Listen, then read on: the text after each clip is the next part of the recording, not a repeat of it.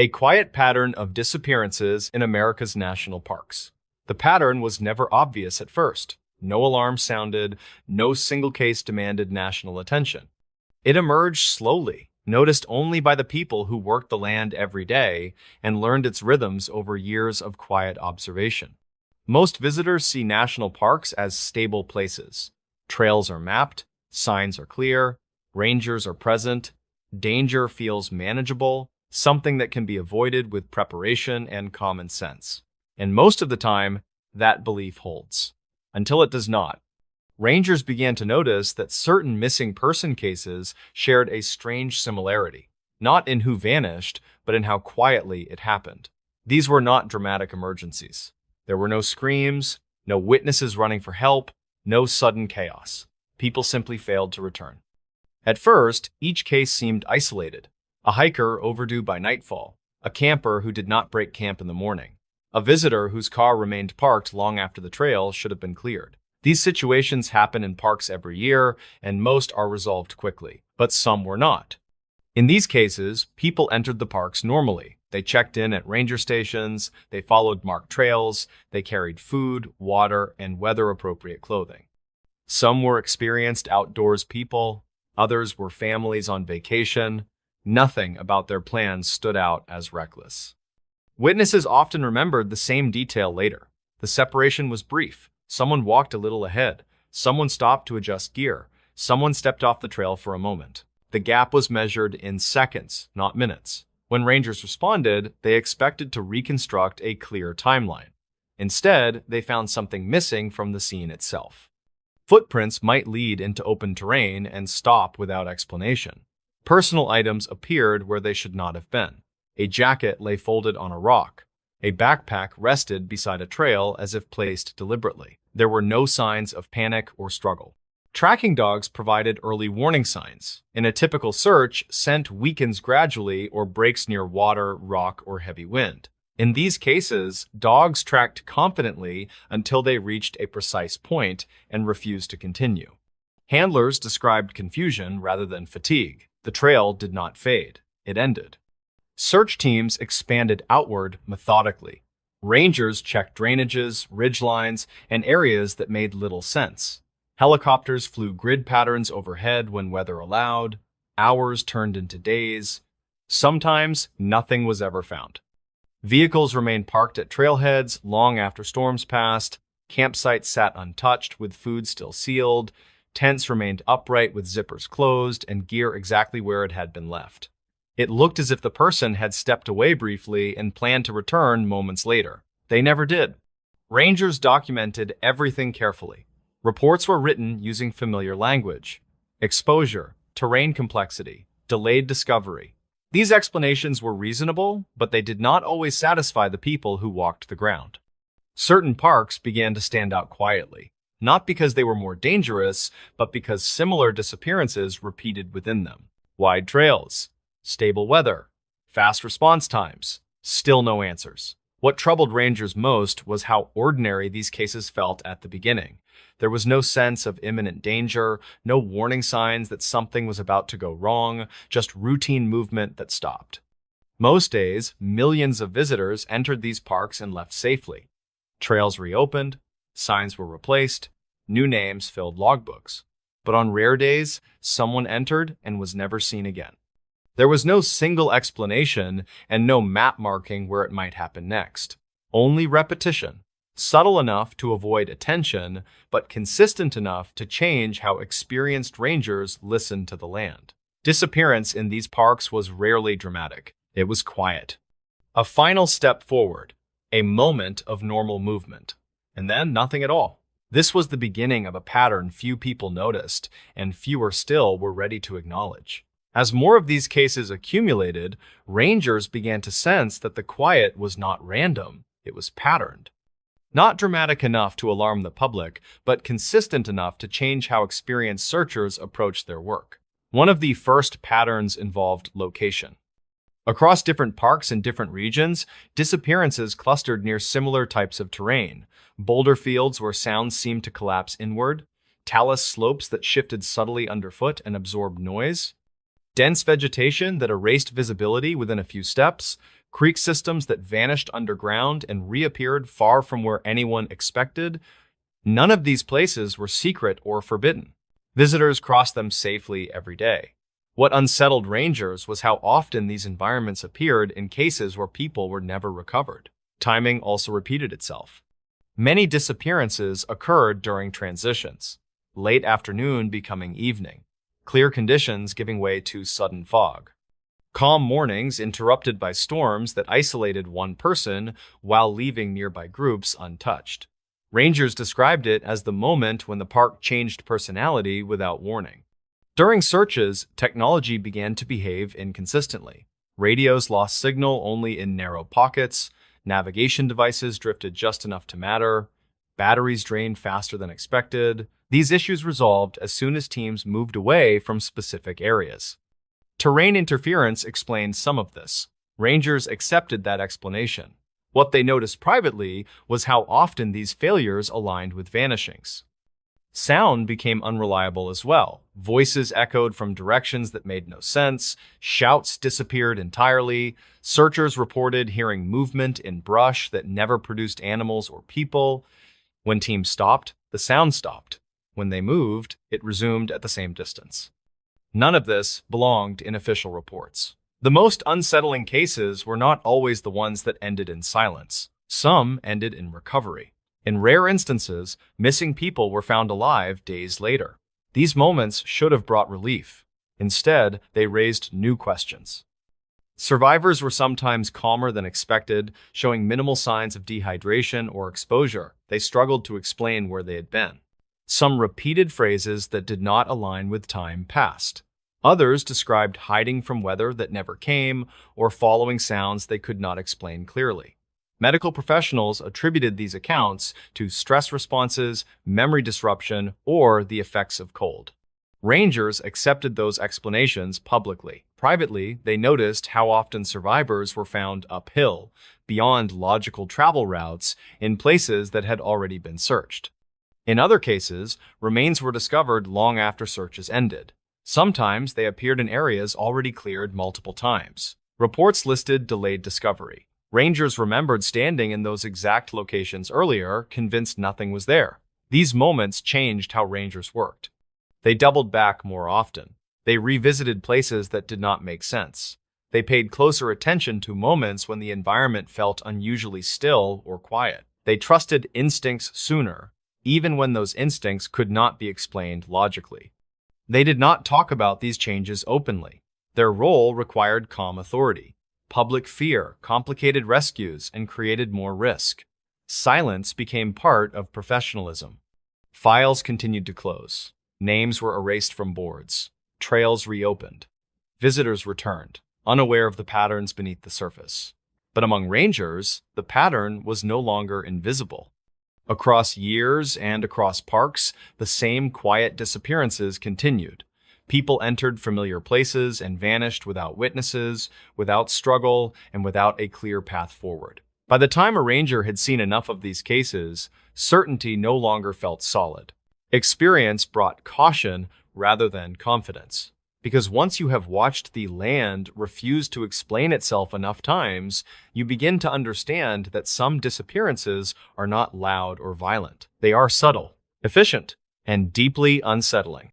By the time rangers reach the later stages of their careers, the pattern no longer feels abstract. It becomes personal, shaped by faces, names, and places they will never forget. They still follow protocol, still trust training, but they no longer assume every search will end with understanding.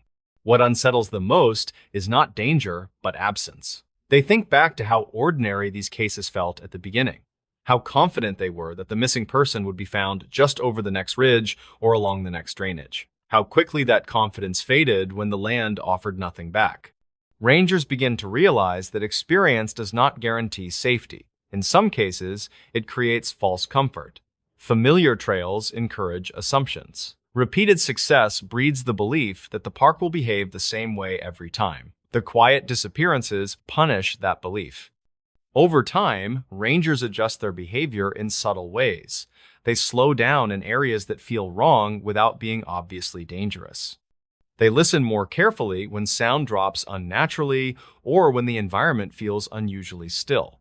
They watch how weather shifts not just rapidly, but selectively. They also become more careful with promises.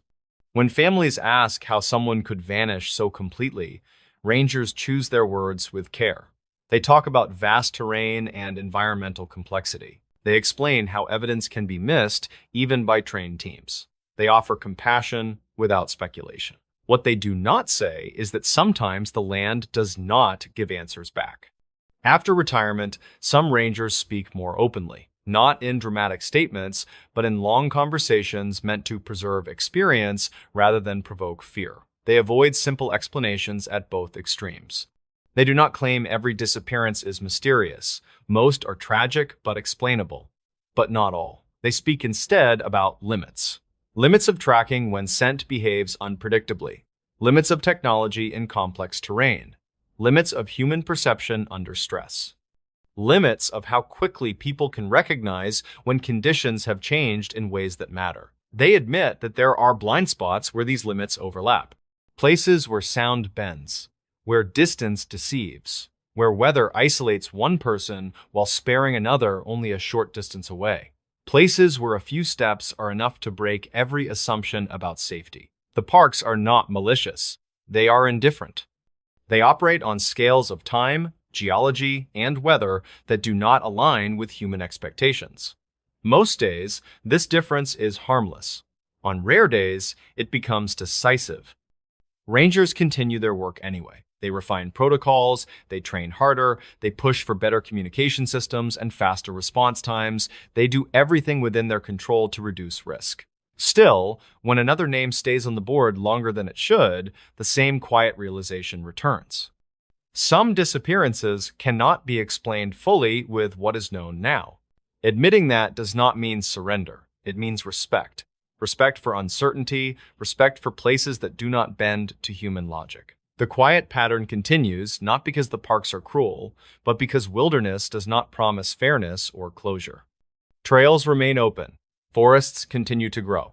New visitors arrive each season believing preparation guarantees safety. Rangers know better. Their unspoken message is simple and earned. Stay together. Move deliberately. Respect closures. Pay attention when the land feels different, even if you cannot explain why. Because sometimes, in the vast silence of these parks, disappearance does not announce itself. It happens quietly, and it leaves behind only questions the land is not required to answer. A park ranger finally spoke about the missing 411 cases. For years, the stories circulated quietly among hikers, families, and online forums, always framed the same way.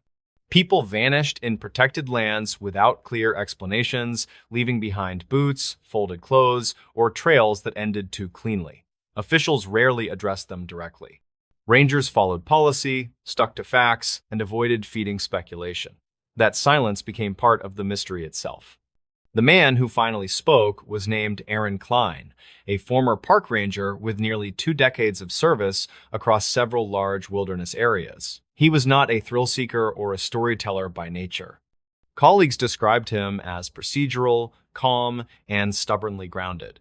When he retired, most assumed he would disappear into a quiet life far from headlines. He did not speak because he wanted attention. He spoke because retirement removed the one thing that had kept him silent for years. He was no longer required to protect the image of the agency above everything else. Aaron began his career fresh out of school, assigned to trail maintenance and visitor safety. At first, missing persons cases felt rare and tragic, but understandable. People slipped, underestimated weather, or ignored warnings. Search and rescue teams usually found them within days, sometimes alive, sometimes not. Over time, a different pattern emerged. Certain cases did not behave the way training said they should. The terrain did not match the outcome. Evidence appeared where it should not. Clues vanished where they should have remained. The first case that unsettled him involved a child who disappeared from a family group on a wide, well-marked trail. The distance between last sighting and disappearance was measured in seconds. Dogs tracked the scent confidently for several hundred yards, then stopped abruptly in an open meadow. No water crossings, no cliffs, no logical exit routes. Supervisors explained it away as scent loss caused by wind. Aaron accepted that answer publicly. Privately, he started paying closer attention. As the years passed, he was present for more of these cases. Adults with outdoor experience vanished on clear days. Hunters disappeared with rifles and radios. Search teams found boots upright, clothes folded, or personal items placed deliberately on rocks. Sometimes the missing were later found miles away in terrain they could not have reasonably reached. Aaron emphasized that not every missing case fit this pattern. Most did not, but enough did that rangers quietly recognized similarities without ever labeling them officially. One similarity was silence. Radios failed unexpectedly. Weather shifted faster than forecasts predicted, sound behaved oddly during searches, carrying voices in wrong directions or swallowing them entirely. These were things rangers mentioned to each other but never wrote down. Another similarity was location. Many disappearances clustered around areas with specific features: boulder fields, dense berry patches, sudden elevation changes, creek systems that ran underground. These places were not inherently dangerous on their own, but they appeared repeatedly in reports. Aaron explained that rangers are trained to reduce chaos, not invite it. Public panic helps no one. The agency preferred simple explanations that encouraged responsible behavior. Accidents, exposure, disorientation. Those explanations were often correct. The problem, he said, was when they were not. He described one search where a man vanished near a river bend during mild weather. Searchers combed the area within hours. Helicopters flew grids. Dogs worked confidently. Nothing appeared. 3 days later, the man was found deceased in a spot already searched multiple times. His body position suggested he had been placed there after the searches began. The official report listed delayed discovery.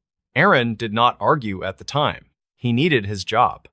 He spoke about cases involving sudden storms that arrived without warning, isolating individuals while leaving nearby groups untouched. He talked about children found alive days later, strangely calm, unable to explain where they had been, sometimes repeating phrases that made no sense to investigators. He avoided dramatic language. That was intentional. He said the truth did not require embellishment. The facts were strange enough. When asked whether he believed something was actively causing these disappearances, Aaron was careful. He said he did not believe in a single explanation.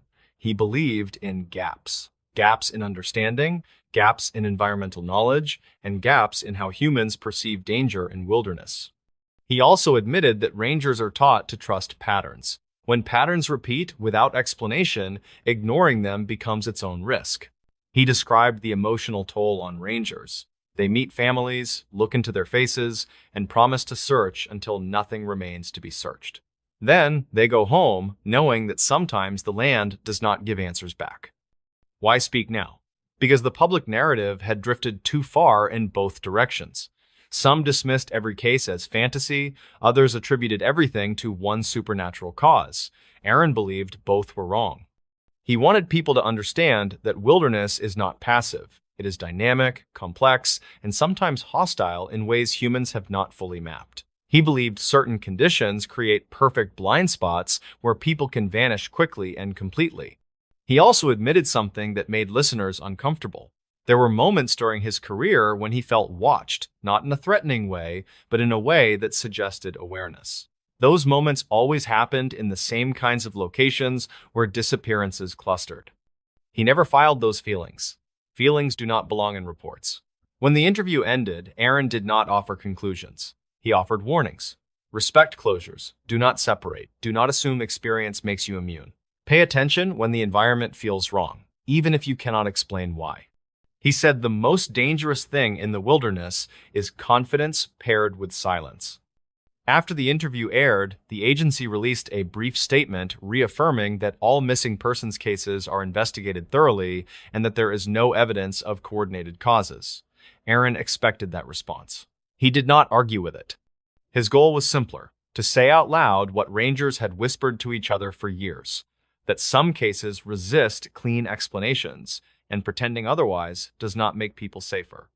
The missing 411 cases are not a single mystery. They are many small unanswered questions scattered across forests, mountains, and parks where humans pass briefly and nature remains.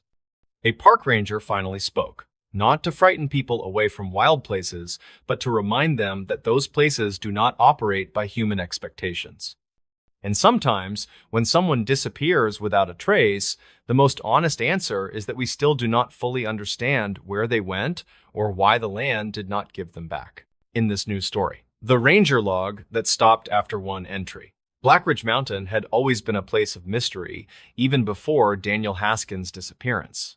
Its dense forests and jagged cliffs seemed to swallow light whole, leaving behind an eerie stillness that unnerved even the most seasoned outdoorsmen. Locals often spoke of how the mountain changed personalities, with the seasons gentle and inviting in spring, brooding and hostile in winter. But it was autumn when the mountain truly came alive, its rustling leaves and shifting shadows whispering secrets only it understood. To those who lived near Red Pine National Forest, Blackridge was both a blessing and a curse. It provided timber, game, and breathtaking vistas for tourists, but it also harbored dangers few dared to confront. Over the years, several people had vanished without a trace within its confines, their stories becoming cautionary tales told around campfires. Some said the mountain claimed those who disrespected it. Others believed there was something ancient and malevolent lurking beneath its surface. Daniel Haskins had always dismissed these tales as superstition. He'd spent 9 years patrolling Fire Tower Station 12, and not once had he encountered anything supernatural. Yet, on that fateful night in October 17, 2018, he heard something that made him question everything he thought he knew about the mountain. It began with faint noises, scratching sounds like branches scraping against each other, but they didn't match any wind patterns or animal movements he'd ever heard. They came from the North Ridge, an area notorious for being difficult to navigate due to its steep inclines and treacherous terrain. Haskins grabbed his flashlight and headed out, leaving behind the warmth of the station and stepping into the cold embrace of the forest. What he found, or what found him, is still unknown. The last thing he wrote in the logbook was, "Heard unusual noises from the North Ridge. Investigating further." Those words haunted everyone involved in the case because they suggested intentionality. Whatever caused those noises wanted attention, and Haskins had given it exactly what it sought. For Deputy Sheriff Laura Meeks, the case was personal. She'd grown up in Willow Creek, the small town nearest Red Pine National Forest, and knew many families affected by disappearances over the years. Her own uncle had gone missing during a hunting trip decades ago, his fate never determined. When she joined law enforcement, she vowed to bring closure to such cases, no matter how long they took. Haskins' disappearance hit close to home. Not only was he a colleague, but he was also someone she respected deeply.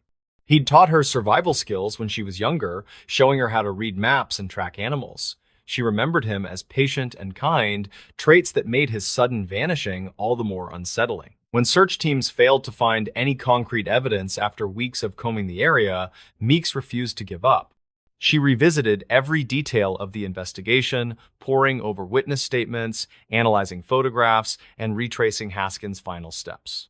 Something about the abandoned backpack bothered her, the scratch marks inside, the torn fabric, the traces of blood. It wasn't consistent with an animal attack, nor did it seem entirely human.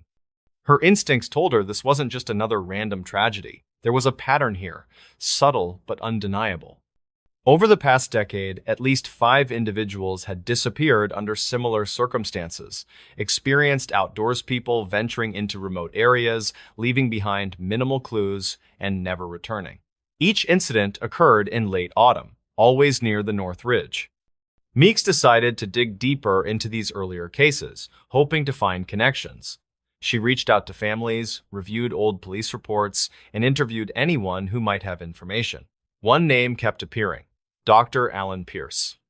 Dr. Alan Pierce was a biologist specializing in predator-prey dynamics, but his work extended beyond conventional science. Colleagues described him as brilliant yet eccentric, someone who immersed himself so deeply in research that he often lost touch with reality. He'd spent years studying Red Pine National Forest, documenting behaviors of wolves, bears, and other apex predators. His findings were groundbreaking, but some questioned his methods, particularly his habit of venturing alone into dangerous territories. Pierce's fascination with the North Ridge became apparent during interviews. Several park rangers recalled him mentioning strange phenomena there, unexplained growls, glowing eyes in the dark, and an overwhelming sense of being watched. At first, they assumed it was part of his eccentricity, but now those accounts took on new significance. Detective Ron Harper, who joined the investigation later, found Pierce's cabin abandoned but filled with cryptic notes. Among them was a journal entry dated October 15, 2018, just 2 days before Haskins' disappearance. It read, "Subject exhibits behavior unlike any documented species. Nocturnal activity increases significantly post-sunset. Appears intelligent, possibly territorial. Avoid direct confrontation unless absolutely necessary." Accompanying the text were sketches of humanoid figures with elongated limbs and sharp features, their eyes hollow and menacing. Harper couldn't determine whether these drawings represented real observations or products of an overactive imagination. Either way, they added another layer of intrigue to the case. Emily Torres' discovery of the audio recording 3 years later reignited interest in the case. The clip, though brief, contained chilling implications. Experts analyzed the voice, confirming it belonged to a male speaker, likely Haskins. However, the phrase, "they're watching, don't follow me," raised questions about whom or what he referred to. Torres herself became a key figure in the investigation. A graduate student studying environmental acoustics, she possessed equipment capable of capturing sounds imperceptible to the human ear. During her camping trip, she recorded numerous clips, most of which featured typical nocturnal noises, owls hooting, insects chirping, and distant waterfalls. But one segment stood apart. At approximately 11:30 p.m., the recorder picked up low-frequency vibrations accompanied by faint whispers. These voices overlapped, creating an almost hypnotic rhythm. Audio analysts identified multiple layers within the sound wave, suggesting different sources speaking simultaneously. While the primary voice matched Haskins, others remained unidentifiable, their tones guttural and distorted. Further analysis revealed anomalies in the frequency spectrum. Certain pitches fell outside the range of natural sounds, hinting at artificial manipulation. This led some researchers to speculate about advanced technology or even extraterrestrial involvement, though such theories lacked substantial evidence. Despite skepticism, Torres's recording inspired renewed efforts to explore the North Ridge. Teams equipped with drones and thermal imaging devices scoured the area, uncovering signs of underground structures. Caverns and tunnels hinted at a hidden world beneath the forest floor, potentially linked to the disappearances.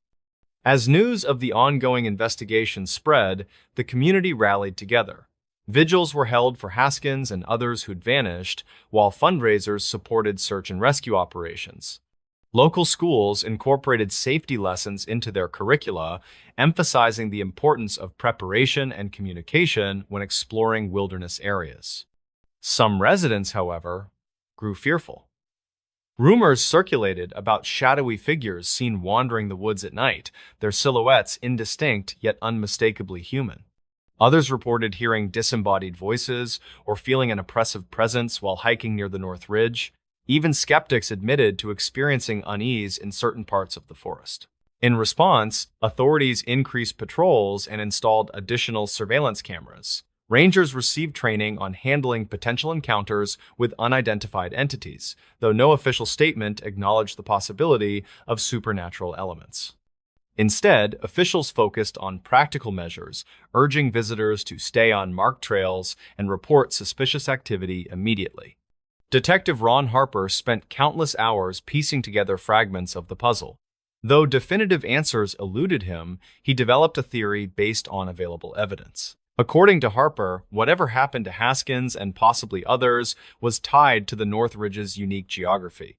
Geologists confirmed the presence of mineral deposits capable of amplifying electromagnetic signals. Combined with the region's isolation and dense vegetation, these conditions created an environment conducive to auditory hallucinations and disorientation.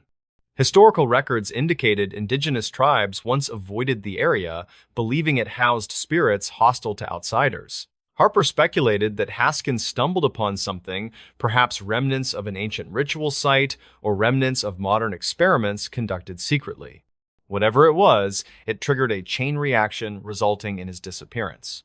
The same could be true for Dr. Alan Pierce, whose obsession with the ridge may have led him too far down a dangerous path. While Harper's hypothesis offered plausible explanations, it left room for interpretation. Was the North Ridge truly cursed, as locals claimed? Or was it simply a convergence of natural and psychological factors creating illusions of the paranormal? Years passed without resolution. Families of the missing continued seeking answers, holding on to hope despite mounting odds against finding loved ones alive. For Laura Meeks, the case remained open, a reminder of mysteries yet unsolved. She visited Fire Tower Station 12 annually, standing where Haskins last stood and imagining his final moments. The silence surrounding the ridge felt heavier each time, as if the mountain itself mourned losses it could neither explain nor rectify. Yet, amidst uncertainty, Meeks found solace in small victories, lives saved through education, communities strengthened by shared grief, and knowledge gained through relentless pursuit of truth. Ultimately, the ranger log that stopped after one entry symbolized humanity's enduring quest for understanding. Whether driven by curiosity, necessity, or fear, we venture into unknown realms knowing full well risks outweigh rewards. And though some journeys end abruptly, their legacies persist, urging future generations to tread cautiously while embracing wonder inherent in exploration. In this new story, this park's missing cases follow the same timeline. Internal case timelines from a large national park reveal a coincidence that was never formally acknowledged. Too many missing person cases followed the same sequence of events down to the hour, even when circumstances appeared unrelated. The park stretched across vast wilderness with long trails that crossed forest, ridgelines, and alpine basins. Visitors arrived year-round. Some got lost, some were injured. A few never came back. That part was not unusual. What unsettled veteran staff was how consistently certain cases unfolded once someone went missing. Dale Morin was 58 and worked as the park's incident timeline analyst. His job began after searches concluded. He reconstructed events using radio logs, dispatch records, witness statements, and timestamp data. He was not interested in why people vanished. He focused on when everything stopped. Over years of reviews, one pattern became impossible to ignore. In case after case, the missing person was last seen between late morning and early afternoon. Not at dawn, not at dusk. Almost always during the same narrow window when daylight felt stable and urgency felt low. The first case Dale revisited involved a solo hiker who vanished on a popular loop trail. Witnesses saw him resting near a viewpoint just before noon. Rangers reached the area within 2 hours. By mid-afternoon, dogs had lost the trail. By sunset, the search stalled. The timeline repeated. Another case followed the same structure. A trail runner failed to return from a midday loop. Her watch data showed normal pace until early afternoon. Search teams arrived quickly. Dogs tracked her to a point on the trail and stopped. The active search lost momentum before nightfall. Dale overlaid dozens of cases. Different trails, different years. Same arc. Last sighting late morning or early afternoon. Initial search response strong.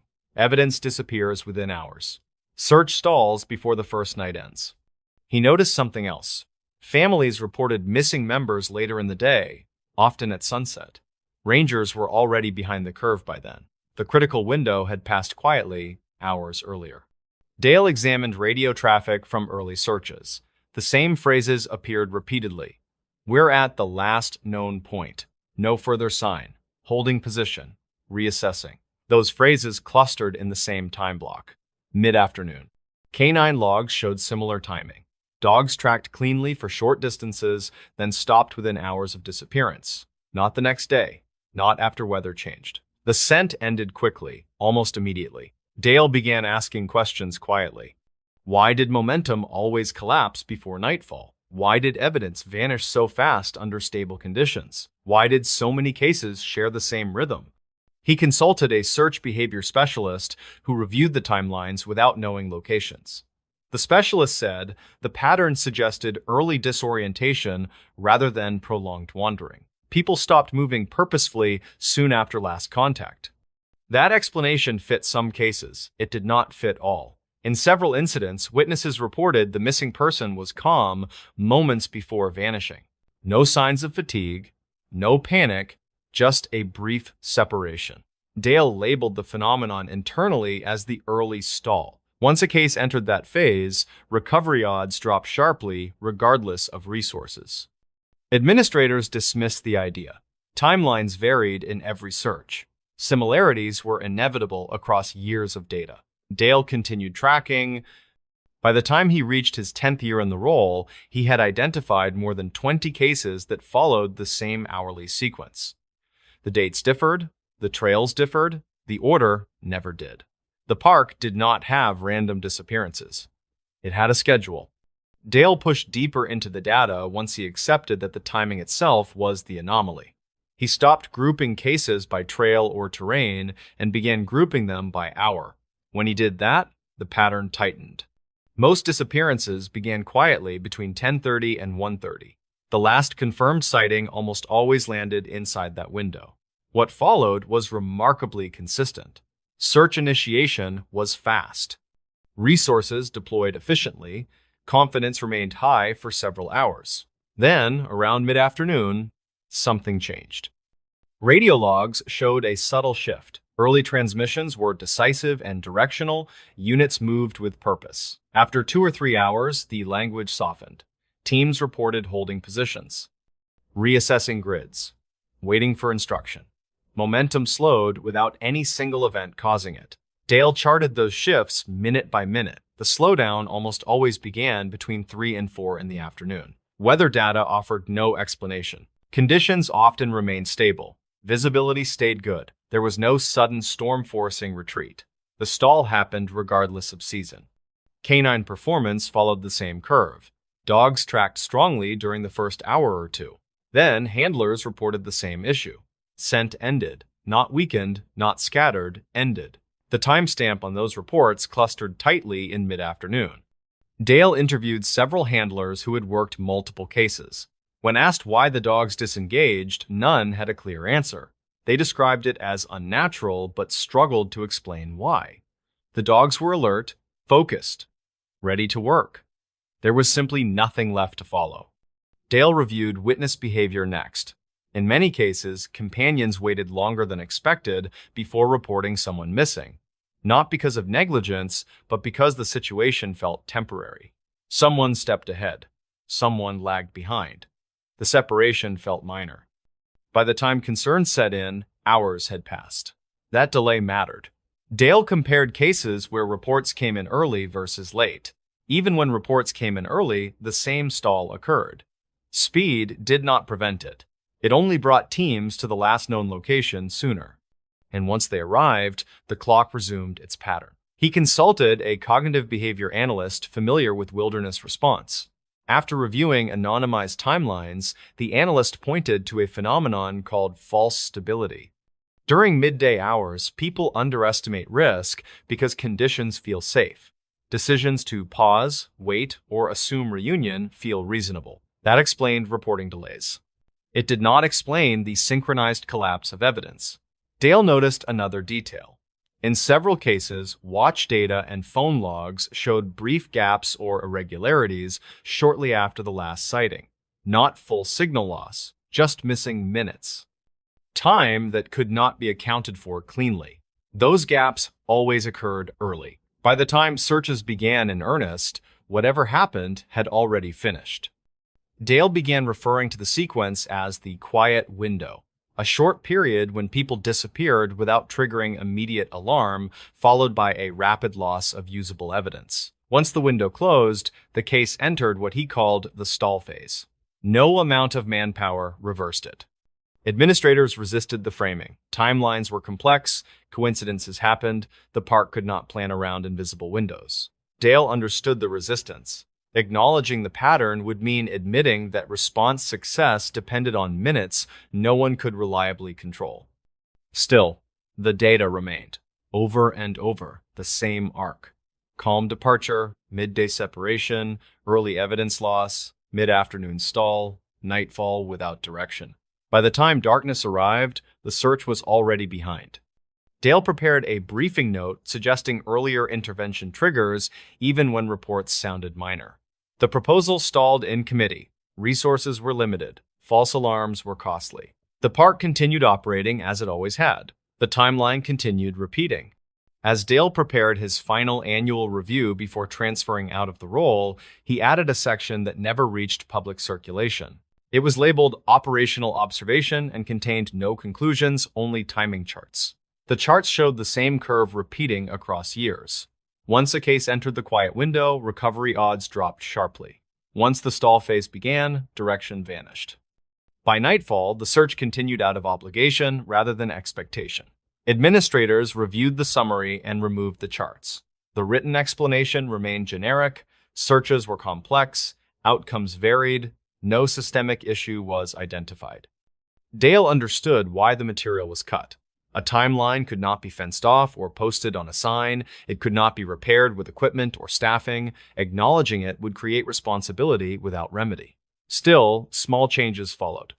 Dispatchers were encouraged to treat midday separation calls with greater urgency. Rangers were advised to escalate faster when last sightings fell within certain hours. None of this was written as policy. It was passed along quietly. In the years that followed, a few cases broke the pattern.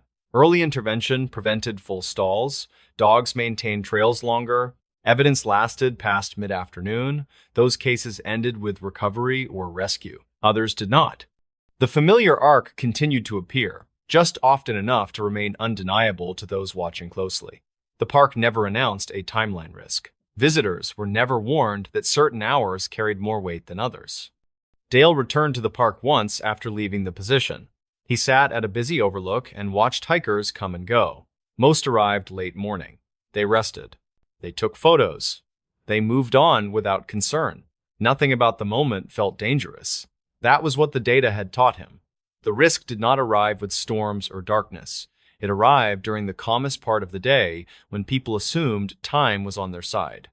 Dale closed his notebook and left it in the glove compartment of his car. He no longer worked cases, but the pattern stayed with him. He could not forget how many searches ended before they truly began. The park continues to operate as it always has. Trails open each morning, rangers patrol, visitors disappear rarely, but not randomly. When it happens, the sequence still unfolds the same way. A calm start, a brief separation, a delay that feels harmless, then a narrowing of options that no one sees until it is complete. By sunset, the timeline has already done its work. The park does not advertise this. It does not explain it. Officially, there is no shared schedule behind the missing cases. Among those who study them, there is a quieter understanding. Some places do not decide who goes missing. They decide when. Too many people go missing in these parks. Rangers never say the number out loud, but they feel it. Case after case, name after name. Enough disappearances over enough years that coincidence starts to feel like avoidance rather than explanation. Most visitors assume missing people in national parks are rare, a tragic anomaly, a headline that appears once in a while, then fades. Rangers know better. They see how often the reports come in, how familiar the process feels, and how quickly one case blends into the next. It usually begins the same way. A hiker does not return by nightfall. A family waits at a trailhead longer than expected. A vehicle remains parked after weather has cleared. Nothing urgent at first, no panic, just delay. In many cases, the outcome is predictable. An injury, exhaustion, a wrong turn. Those searches end with recovery. Sometimes alive, sometimes not, but always with an explanation that fits the terrain and the timeline. The cases that trouble rangers are the ones that do not fit. In these parks, people go missing in places where they should not. Wide trails, popular routes, stable weather, short distances from help. The kind of locations where disappearance feels unlikely even after years of experience. Witnesses often describe the same detail afterward. The separation was brief. Someone walked a little ahead. Someone stopped for a moment. Someone stepped just off the trail. Seconds passed. not minutes. Then the person was gone. When rangers arrive, they expect evidence to tell a story. Instead, it refuses to cooperate. Footprints may lead into open terrain and stop without reason. Personal items appear where they should not have been. A backpack rests beside a trail, upright and undisturbed. Clothing is folded neatly despite approaching weather. There are no signs of struggle, panic, or haste. Tracking dogs often provide the first indication that something is wrong. In normal searches, scent weakens gradually or breaks near water or rock. In these cases, dogs track confidently until they reach a precise point and refuse to continue. Handlers describe confusion rather than fatigue. The trail does not fade, it ends. Search teams expand outward methodically. Rangers check drainages, ridgelines, and areas that make little sense. Helicopters fly grid patterns overhead. Hours stretch into days. Weather changes. Evidence degrades. Sometimes, nothing is ever found. Vehicles remain parked at trailheads long after storms pass. Campsites sit untouched with food still sealed. Tents stand upright with gear inside exactly where it was left. It looks as if the person stepped away briefly and planned to return moments later. They never did. Rangers document every step carefully. Reports are written using familiar language. Exposure, terrain complexity, delayed discovery. These explanations are reasonable, but they do not always satisfy the people who walked the ground. Certain parks begin to stand out over time, not because they are more dangerous on paper, but because similar disappearances repeat within them. Wide trails, calm conditions, fast response times. Still no answers. What unsettles rangers most is how ordinary these cases feel at the beginning. There is no warning sign, no sense that something is about to go wrong. Just normal movement that stops. Most days, millions of people enter these parks and leave safely. Trails reopen, signs are replaced, new names fill logbooks. But year after year, too many people go missing in the same quiet way. Enough that rangers begin to listen differently. Enough that confidence gives way to caution. Enough that silence starts to feel deliberate. This is where the questions begin, even if the answers never arrive.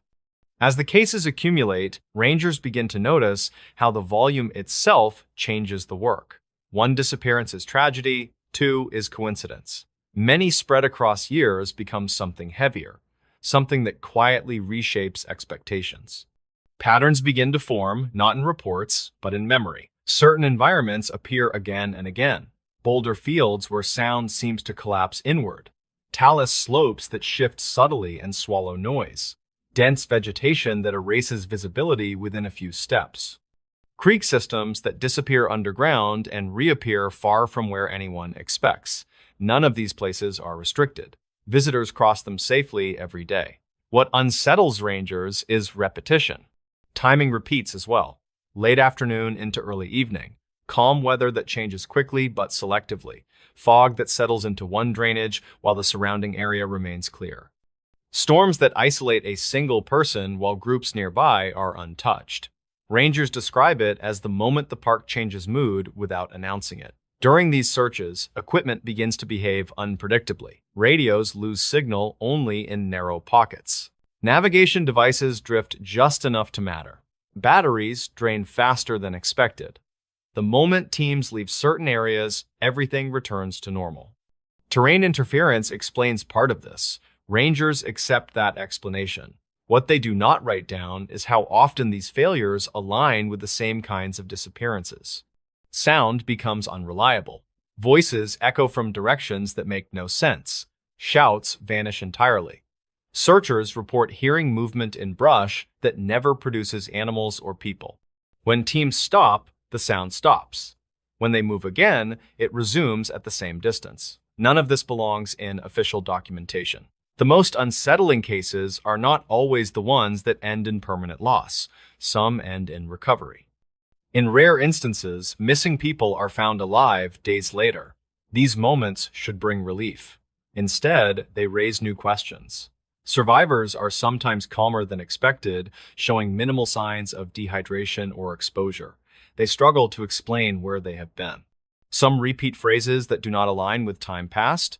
Others describe hiding from weather that never came or following sounds they cannot clearly describe. Medical explanations focus on stress responses, memory disruption, or the effects of cold. Rangers accept these explanations publicly.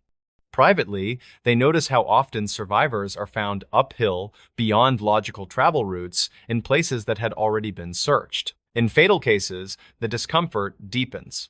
Remains sometimes appear in locations teams remember clearing thoroughly. Reports list delayed discovery. Rangers remember standing in those exact places earlier, confident nothing was there. These moments change behavior. Rangers double back more often. They revisit areas that do not make sense. They slow down in places that feel wrong without being obviously dangerous. They listen for changes in sound and stillness rather than relying only on sight. They do not talk about these adjustments publicly. Their role requires calm authority. Public fear complicates rescues and puts more people at risk. Silence becomes part of professionalism. Files continue to close. Names are erased from boards. Trails reopen. Visitors return, unaware of the quiet arithmetic building beneath the surface. But among rangers, the number matters.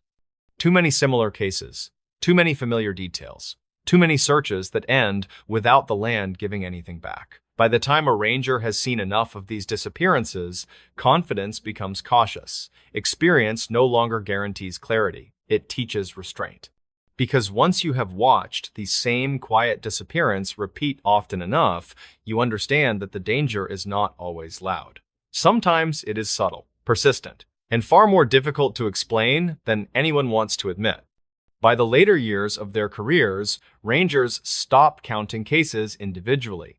They remember them in clusters, grouped by terrain, by season, by the way each search ended without a clear answer. The number is never spoken aloud, but it sits quietly in the background of every new report. What changes most is expectation. Rangers still respond quickly. They still follow protocol. They still believe every search deserves full effort. But they no longer assume the land will cooperate. Experience has taught them that preparation does not guarantee resolution. They think about how many of the missing were doing everything right, staying on trail, carrying supplies, checking weather, informing others of plans. Nothing reckless, nothing dramatic, just normal movement that ended. Over time, rangers adjust their behavior in subtle ways. They slow down in areas that feel wrong without being obviously dangerous. They linger longer when sound drops unnaturally. They pay attention to moments when the environment feels flattened, as if distance and direction have lost their meaning. They also become careful with promises. When families ask how someone could disappear so completely, rangers choose words that comfort without misleading. They talk about vast terrain and rapid environmental change. They explain how evidence can be missed even by trained teams. They avoid speculation. What they do not say is that sometimes the land does not return what it takes. After retirement, some rangers speak more openly, not to create fear, but to preserve truth. They reject extreme explanations and simple dismissals alike. They acknowledge that most disappearances are tragic but explainable. But not all. They speak about limits. Limits of tracking when scent behaves unpredictably. Limits of technology in complex terrain. Limits of human perception when familiarity masks subtle danger. Limits of confidence built on past success. They admit that there are places where these limits overlap. Places where sound bends, where distance deceives, where weather isolates selectively. Places where a few ordinary steps can remove someone from the familiar world without leaving a clear trace behind. The parks are not cruel. They are indifferent. They operate on scales of time, geology, and weather that do not align with human expectations. Most days, that difference is harmless. On rare days, it becomes decisive. Rangers continue their work anyway. They refine procedures. They train harder. They push for better communication and faster response. They do everything possible within systems they understand. Still, when another name stays on the board longer than it should, the same quiet realization returns. Too many people go missing in these parks not because the land is malicious, but because it does not promise fairness or explanation. Trails remain open. Forests continue to grow. New visitors arrive each season, believing preparation guarantees safety. Rangers know better. Their unspoken message is simple and earned. Stay together. Move deliberately. Respect closures. Pay attention when the environment feels different, even if you cannot explain why. Because sometimes the wilderness does not announce danger. Sometimes it simply keeps its silence. And silence, repeated often enough, becomes the hardest pattern of all. What park rangers found during these missing person searches? Most visitors imagine missing person searches as fast-moving rescues with helicopters, radios, and clear answers at the end. Rangers know a different reality. They know the searches where nothing fits, where evidence appears out of order, and where what is found raises more questions than it answers. These searches usually begin the same way. A call comes in late afternoon or early evening. A hiker did not return. A child wandered ahead and vanished. A hunter missed a check in time. Rangers mobilize quickly, still believing the outcome can be controlled if they move fast enough. In the first hours, the land feels ordinary. Trails look normal. Campsites appear undisturbed. Rangers fan out using established patterns, marking grids, noting wind direction, temperature, and terrain features. Dogs are brought in while scent is fresh. Helicopters prepare if weather allows. Then the first strange detail appears. In many cases, rangers find personal items where they should not be. A boot upright in the middle of a clearing. A jacket folded neatly on a rock. A backpack placed beside a trail with no signs of struggle. These items are not torn or damaged. They look intentionally set down. Rangers are trained not to jump to conclusions. They photograph everything, bag evidence, and log precise coordinates. Still, these finds immediately change the mood of a search. Accidental drops look different. Panic leaves signs. These scenes feel paused rather than interrupted. Another pattern appears with tracks. Footprints sometimes lead far beyond where logic says a person could travel. Children found miles away across terrain adults struggle to cross. Elderly hikers appearing at elevations requiring extreme effort. In snow searches, tracks sometimes stop abruptly without signs of falls or slides. Rangers know snow shifts, wind erases evidence, but they also know when disappearance patterns do not match weather behavior. When every other track vanishes except one set, they notice. Then there are the scent trails. Search dogs are among the most reliable tools rangers use. In typical cases, dogs track confidently until terrain changes or water interrupts the scent. In unusual cases, dogs stop suddenly. Handlers describe the dogs as confused rather than tired. They circle, sit, or refuse to continue. These stops often happen in open areas rather than difficult terrain. Meadows, creek banks, gentle slopes, places where scent should disperse gradually, not disappear instantly. Rangers rarely write those moments with emphasis. They log them clinically and move on. During extended searches, rangers sometimes find locations already checked that now contain new evidence. A body appears where teams walked hours earlier. Clothing surfaces after storms that should have buried it deeper. Tracks reemerge after being erased. Official explanations cite environmental movement. Water shifts objects. Animals disturb scenes. Snow settles and reveals what was hidden. These explanations are often valid, but not always satisfying. Another thing rangers notice is behavior. People who vanish often share subtle traits. They wander slightly ahead of groups. They lag behind just enough to be alone. They fixate on small details like rocks or animals. Witnesses later describe them as suddenly quiet or distracted shortly before disappearing. In some recovered cases, survivors cannot explain where they were.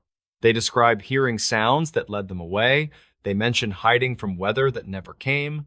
Some repeat phrases that do not align with time passed or distance traveled. Medical explanations exist for many of these accounts. Dehydration, hypothermia, head injuries, stress responses. Rangers accept those explanations but still note patterns quietly. Terrain also plays a role. Rangers repeatedly find unusual cases near certain features. Boulder fields, talus slopes, creek junctions, dense berry growth, sudden elevation changes. These areas disrupt visibility, sound, and orientation. They create natural blind spots where people can vanish quickly. What unsettles rangers is not that these places are dangerous, it is how consistently they appear across unrelated cases in different parks. During long searches, rangers report environmental oddities. Radios lose signal unexpectedly, weather shifts faster than forecasts predict, sounds carry strangely or not at all. Shouts echo in wrong directions. These are not supernatural claims. They are operational observations passed between teams.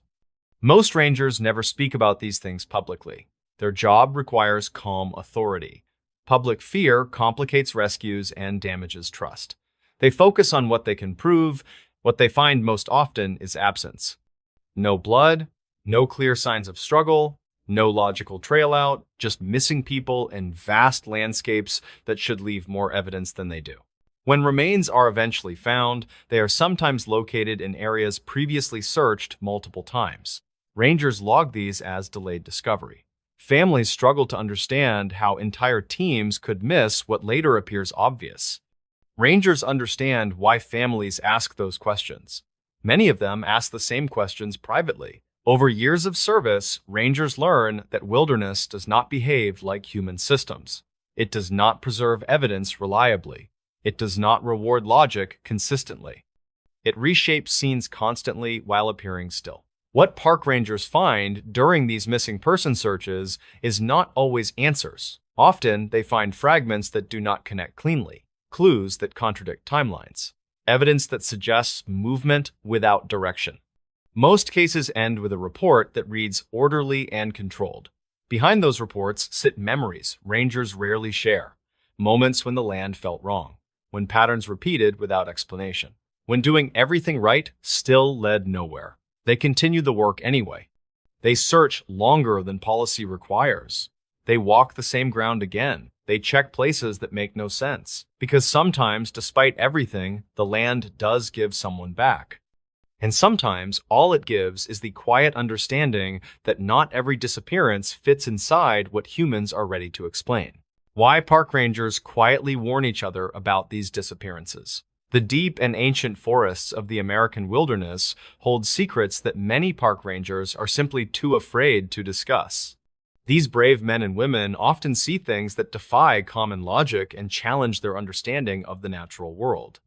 Byron Halloway was a 46-year-old wilderness survival instructor who spent most of his life in the brush. He was a man who felt more at home under a canopy of stars than in a crowded city room. On a crisp morning in October 2012, Byron set out to prepare a new trail for his students. The setting was a remote stretch of land known as Blackwood Ridge, where the trees grow tall and very thick. He carried a heavy pack filled with basic supplies and a detailed map of the entire rugged northern territory. Byron intended to find a safe campsite near the hidden springs that provided fresh water throughout the dry autumn season. He stepped into the woods with a sense of purpose and a sharp eye for any signs of local wildlife. The sun was rising slowly over the horizon and casting long shadows across the damp and mossy forest floor today. He felt the familiar crunch of dried leaves under his boots as he moved deeper into the silent green heart.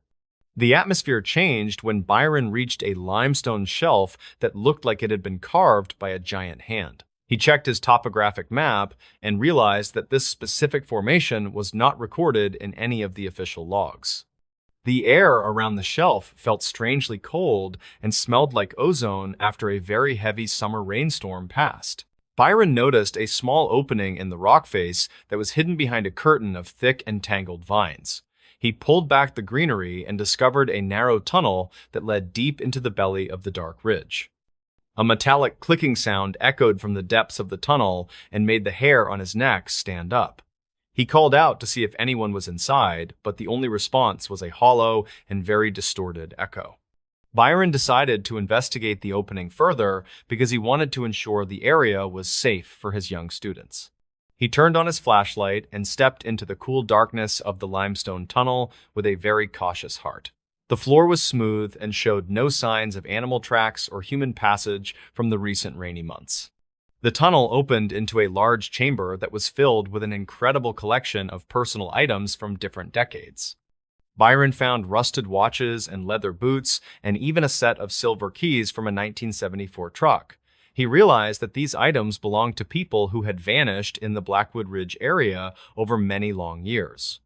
Each object was placed in a small circle on the stone floor as if they were part of a ritual. The metallic clicking sound grew much louder in the chamber and seemed to come from the very walls around him.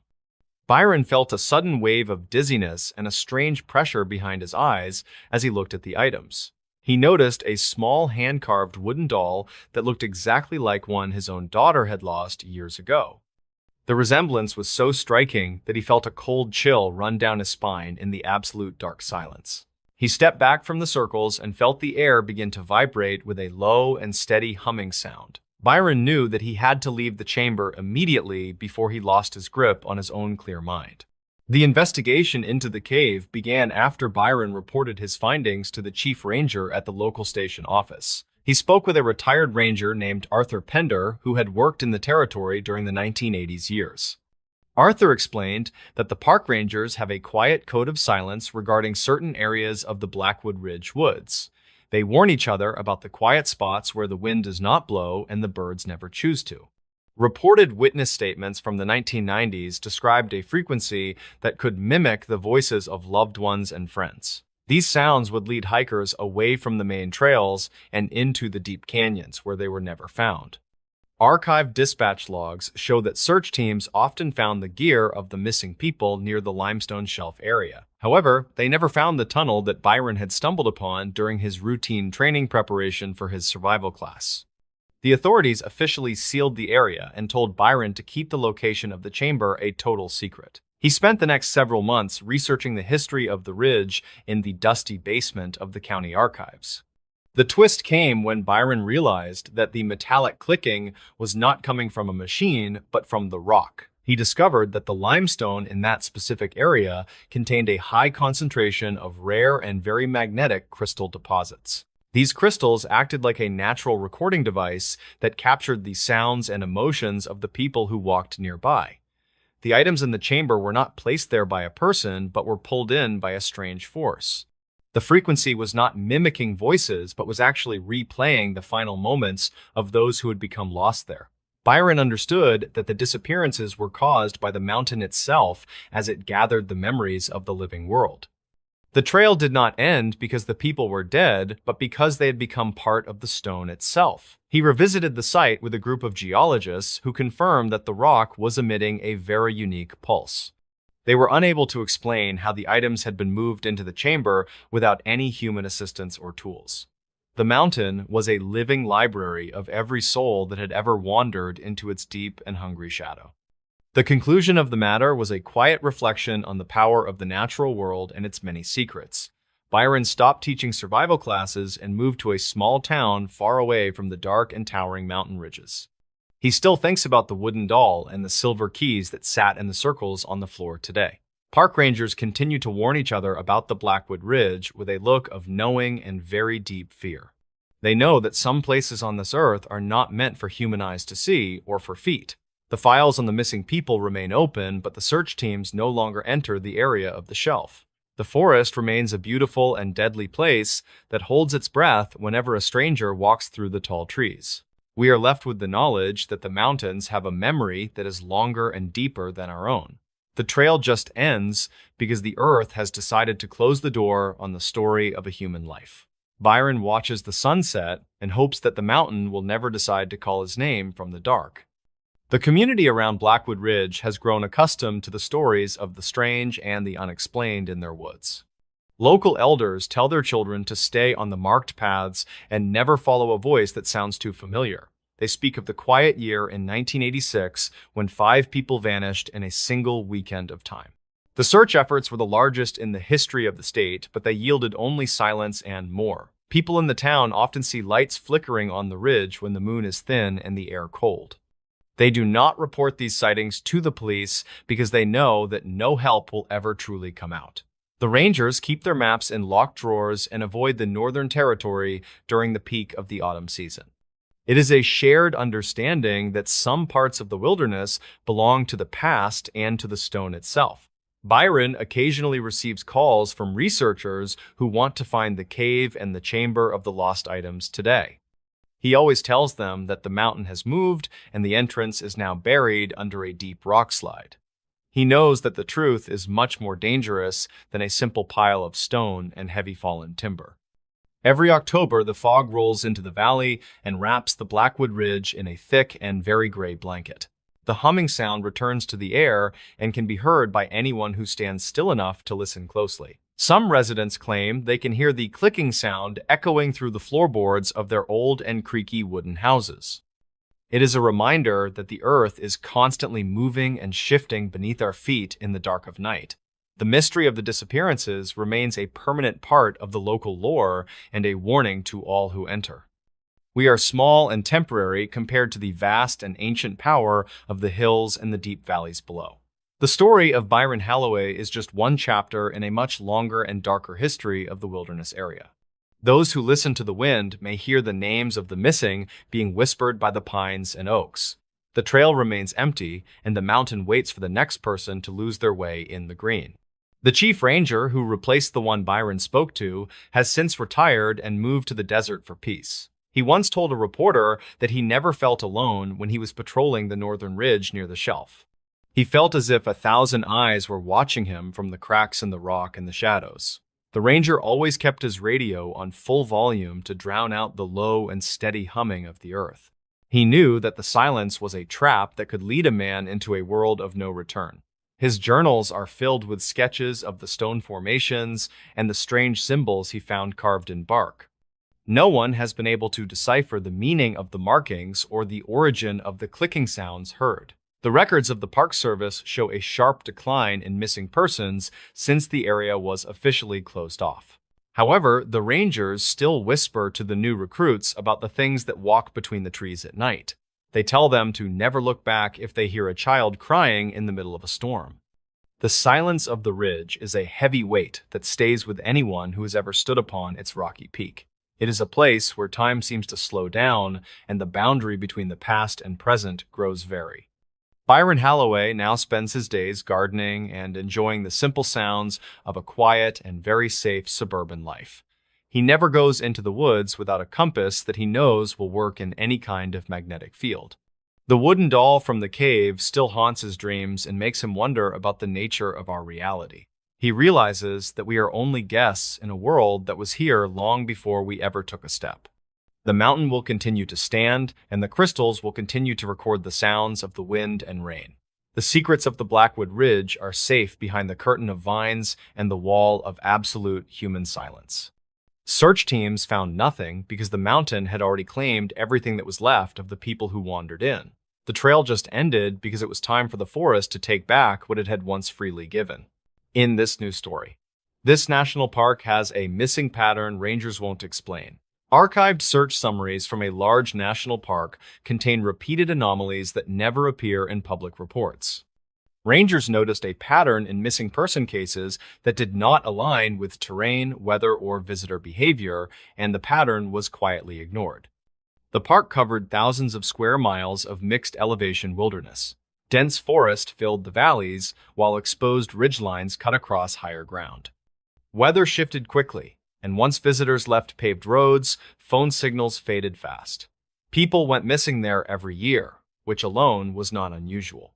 What unsettled experienced rangers was how certain details repeated afterward. Iron Talcott was 54 and worked as a field operations supervisor for the Park Service. He had spent more than 25 years rotating between patrol duty, search and rescue, and incident coordination. He believed strongly in data and procedure. Patterns mattered to him, especially when others dismissed them. The first case that bothered Iron involved a solo day hiker who vanished on a well-marked loop trail. The terrain was moderate, the weather clear, and daylight plentiful. The hiker's vehicle was found at the trailhead, locked and undisturbed. His phone showed normal movement until mid-afternoon. Then, everything stopped. Search teams responded quickly. Dogs tracked the hiker for a short distance, then stopped near a shallow bend in the trail where the ground dipped slightly and trees closed in. Beyond that point, there were no tracks, no broken branches, and no signs of struggle. The case was closed months later as probable disorientation. A year later, another hiker vanished under nearly identical circumstances. Same type of trail, same time of day, same weather conditions. Again, dogs lost the trail near a narrow corridor where visibility dropped briefly. Again, nothing was found beyond that point. Individually, each case was explainable. Together, they unsettled Iron. Over the next several years, the pattern repeated. Missing hikers were almost always alone. They vanished during late morning or early afternoon, not at night. Their last known locations clustered near specific trail segments. These were places where the trail dipped, curved sharply, or passed through dense stands of trees that briefly blocked sightlines. Most of the missing hikers were prepared. They carried water, food, and navigation tools. Many had prior experience in the park. Few were reckless or unfit. Weather was rarely extreme at the time of disappearance. What troubled Iron most was what search teams did not find. There were no long wandering tracks, no discarded gear scattered in panic, and no clear signs of injury. In many cases, there were no footprints at all beyond a short section of trail. It was as if people simply stopped existing within the landscape. Iron began keeping his own notes outside the official system. He logged dates, locations, trail types, and witness statements. When he mapped the disappearances, clusters emerged. Official summaries smoothed them out by labeling each case isolated. He brought the issue up once during a regional review meeting. The response was polite but firm. With millions of annual visitors, repetition was inevitable. Patterns could appear where none truly existed. Iron accepted the explanation publicly. Privately, he kept watching. The case that confirmed his concern involved a father and teenage son hiking together. The father walked several steps ahead on a narrow trail section. He rounded a bend in the path. When the son followed seconds later, his father was gone. There was no side trail, no drop-off, no dense brush immediately nearby. Search teams responded within hours. Dogs lost the trail at the same bend. The son insisted his father never left the path. He said the area felt quiet suddenly, like sound dropped away. That description matched several earlier witness statements. Quiet, still, empty. Iron realized the pattern was not about people getting lost. It was about where they vanished. Iron expanded his private review after that case, knowing he could no longer treat the similarities as coincidence. He requested access to older incident files stored off-site, reports rarely revisited because they predated digital indexing. The files were thin, handwritten in places, and often vague, yet the same language surfaced again and again. Missing near a bend. Lost after a short dip. Trail narrows. Sound carries poorly. He began comparing those notes with modern reports. The wording changed over the decades, but the circumstances did not. People vanished at points where the trail briefly removed visual certainty ahead while leaving the way behind seemingly intact. Rangers often described those segments as unremarkable, yet they appeared repeatedly in unresolved cases. Iron shared his findings quietly with two trusted colleagues, one from search and rescue and another from resource management. Both listened without interruption. Neither disagreed outright, but both cautioned him. Patterns without mechanisms were dangerous, especially when public safety messaging was involved. One colleague suggested terrain psychology. When trails narrow or dip, hikers adjust pace and attention. Small errors compound. Another suggested acoustic shadowing. In certain formations, wind and sound behave unpredictably, creating a sense of isolation. Those explanations accounted for discomfort. They did not account for disappearance without evidence.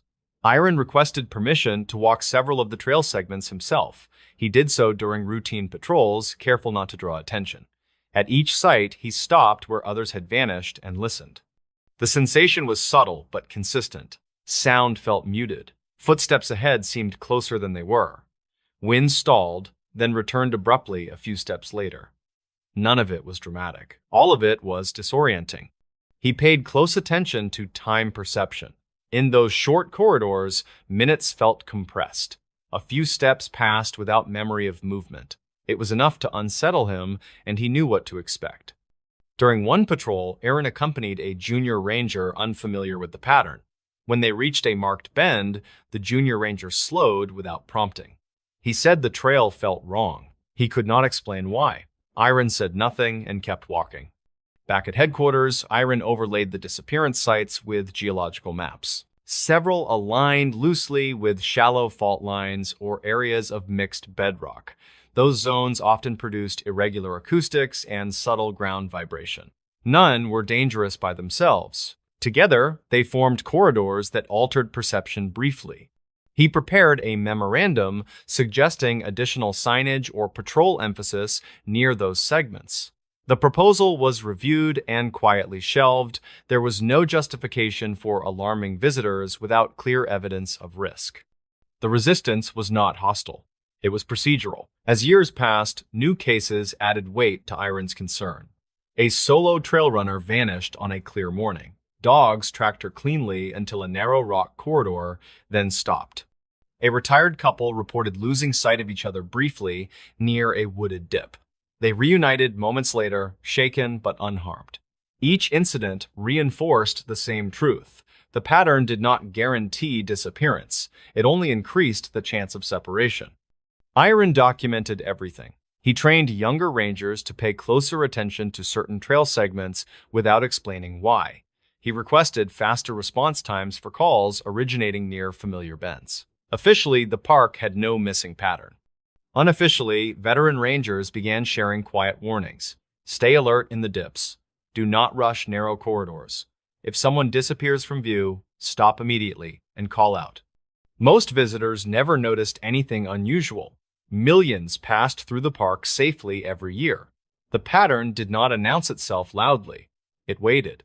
Iron understood then why the pattern was never written down. To acknowledge it formally would require explaining something that could not be fixed with signs or fences. The land itself was not dangerous. It was selectively unforgiving.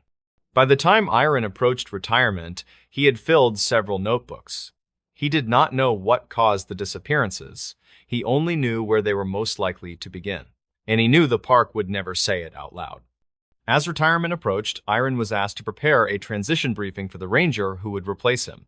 Officially, the document covered staffing schedules, seasonal hazards, and radio protocols. Unofficially, Iron added a separate envelope marked training notes.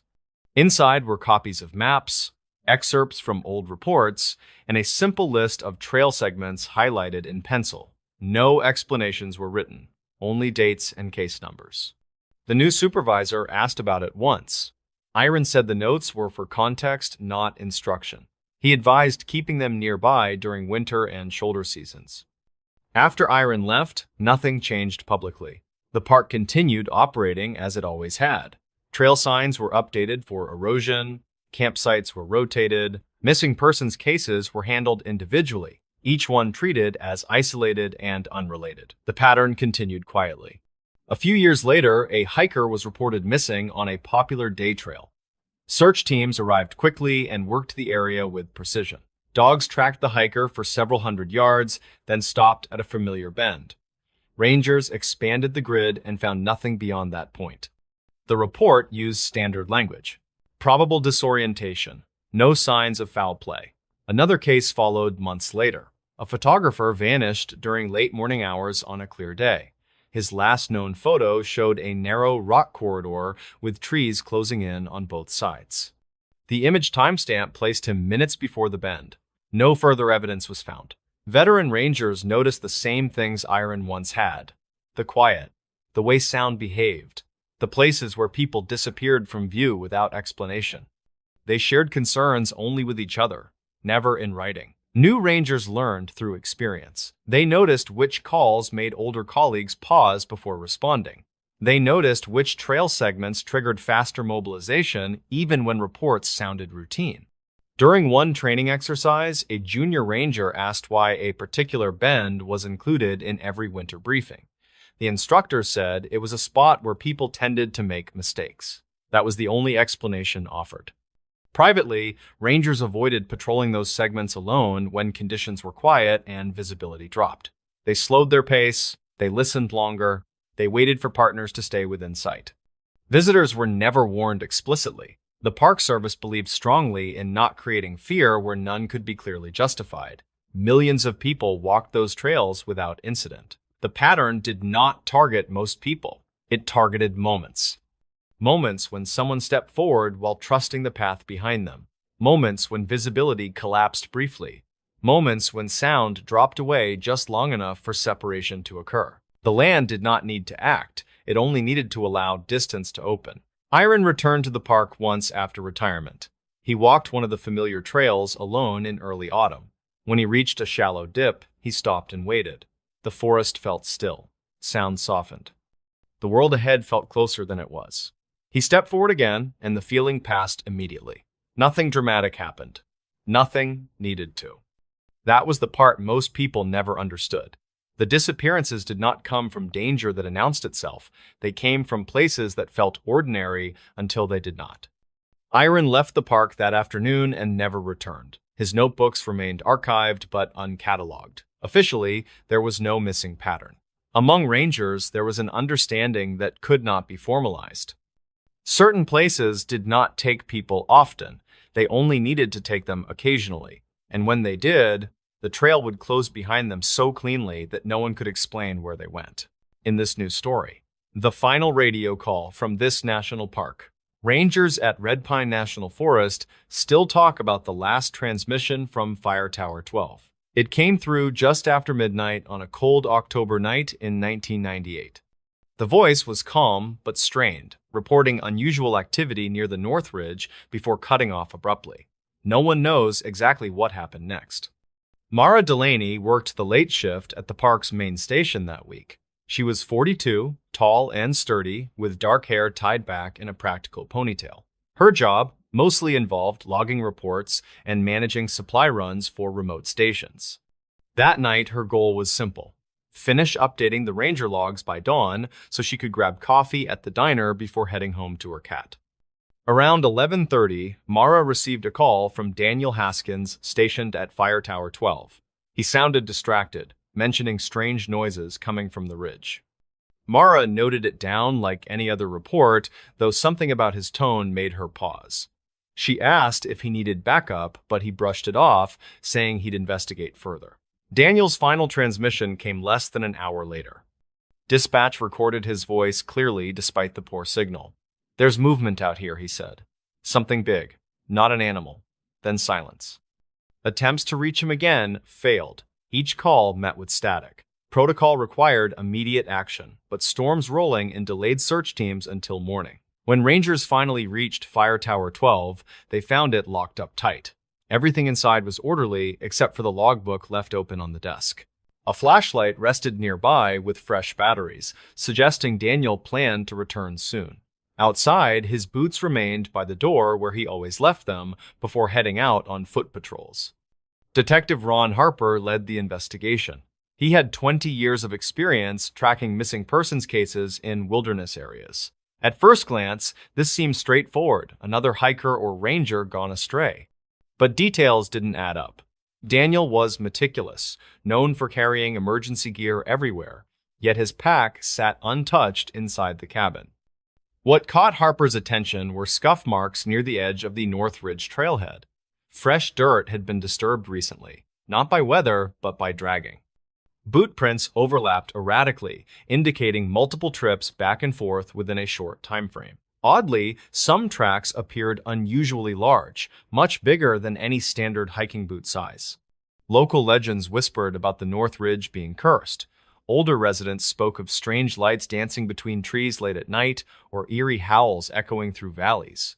Most dismissed these tales as campfire stories meant to scare tourists. But now, even seasoned investigators glanced over their shoulders more often than usual. A week into the search, volunteers discovered an abandoned backpack partially buried under leaves 2 miles down the ridge.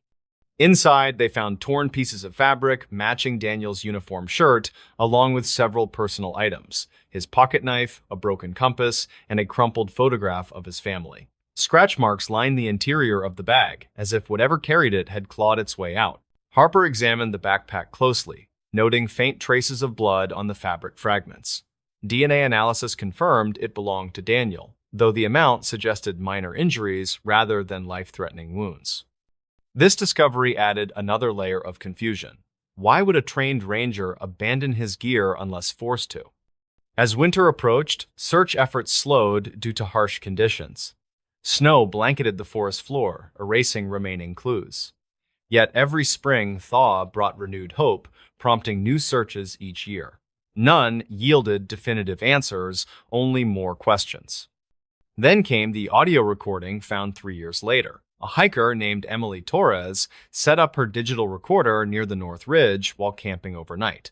Hoping to capture sounds of nocturnal animals, she instead captured something chilling, a man's voice whispering urgently, "They're watching. Don't follow me," followed by muffled footsteps fading into static. Audio experts analyzed the clip extensively, concluding it likely originated around the same time Daniel went missing. Torres remembered seeing posters about the missing ranger when she visited the area, but hadn't connected the dots until hearing the playback herself. She immediately turned over the file to authorities, sparking fresh interest in the cold case. Detectives combed through old witness statements again, focusing particularly on accounts mentioning shadows moving quickly between trees or figures glimpsed briefly before vanishing completely. One name surfaced repeatedly in those reports: Dr. Alan Pierce, a biologist who'd conducted research projects throughout Red Pine Forest during the past decade. Known for studying predator-prey dynamics, he occasionally collaborated with park rangers on conservation initiatives. However, several witnesses mentioned seeing him acting strangely near the North Ridge weeks before Daniel disappeared. Detective Harper tracked down Pierce's last known address, an isolated cabin deep within the woods. Neighbors described him as reclusive yet harmless, often disappearing for days at a time without explanation. When Harper arrived, however, the place appeared deserted. Dust covered every surface, suggesting no one had lived there for months. Still, certain details stood out. Stacks of maps marked with red circles concentrated around the North Ridge, journal entries detailing aggressive behavior observed in local wildlife populations, and photographs pinned to walls showing blurry images of humanoid shapes lurking among trees. Pierce himself remained elusive, having vanished shortly after Daniel's presumed death. Some speculated he might have fled after realizing investigators were closing in. Others believed he'd fallen victim to whatever fate befell the ranger. Either way, his absence complicated matters further. In recent months, technology offered new avenues for exploration. Drones, equipped with thermal imaging, flew over previously inaccessible parts of the forest, capturing footage that hinted at underground structures beneath the surface. Caverns, perhaps, or old mining tunnels long forgotten by official records. Could such places harbor secrets linking Pierce, Daniel, and the mysterious events surrounding the North Ridge? Despite advances in equipment and methodology, concrete evidence continued eluding authorities. The ranger logbook stayed frozen in time, forever ending with that solitary entry penned 8 years ago. For families seeking closure, friends mourning losses, and officers dedicated to solving mysteries, unanswered questions lingered heavily in the air. Yet amidst uncertainty, small victories emerged. Community groups formed to support families affected by disappearances in national parks nationwide. Awareness campaigns encouraged visitors to share GPS coordinates regularly and carry satellite phones when venturing into remote areas. Even locals who once scoffed at superstitions began acknowledging dangers inherent in nature's wild heartlands. As Detective Harper closed another fruitless season of searching, he paused beside the fire tower station, gazing toward the distant silhouette of Black Ridge Mountain. Somewhere out there lay truths waiting to be uncovered, stories demanding resolution. Until then, silence reigned supreme, broken only occasionally by wind rustling through ancient pines or imagined whispers drifting down from shadowy ridgelines above. And so life moved forward, carrying memories of Daniel Haskins alongside countless others lost within vast, untamed landscapes. Each autumn brought reminders of unanswered calls etched permanently into consciousness, urging future generations never to forget lessons learned nor cease striving for clarity amidst enigma's embrace.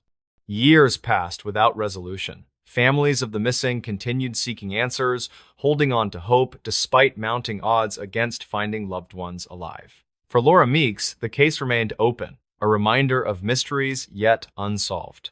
She visited Fire Tower Station 12 annually, standing where Daniel last stood and imagining his final moments. The silence surrounding the ridge felt heavier each time, as if the mountain itself mourned losses it could neither explain nor rectify. Yet amidst uncertainty, Meeks found solace in small victories, lives saved through education, communities strengthened by shared grief, and knowledge gained through relentless pursuit of truth. Ultimately, the ranger log that stopped after one entry symbolized humanity's enduring quest for understanding. Whether driven by curiosity, necessity, or fear, we venture into unknown realms, knowing full well risks outweigh rewards.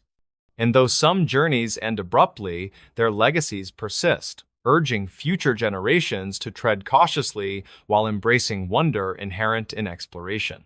In this new story, search teams found no footprints in this national park. Search and rescue teams at a high-elevation national park once faced a situation that immediately broke every standard assumption. Fresh snow covered the ground, conditions were clear enough for tracking, yet there were no footprints at all where two hikers were believed to have vanished. The situation began just after sunrise when a trailhead ranger conducting a routine winter check noticed a vehicle parked in a restricted lot. The area was reserved exclusively for permitted backcountry travel during winter months. The vehicle was registered to two hikers who had signed out the previous afternoon and failed to return by their stated time. Edrin Cavale was 51 and served as the senior operations coordinator for the park's search and rescue unit. He had spent over 2 decades managing missing hiker cases across steep terrain, avalanches, sudden storms, and medical emergencies.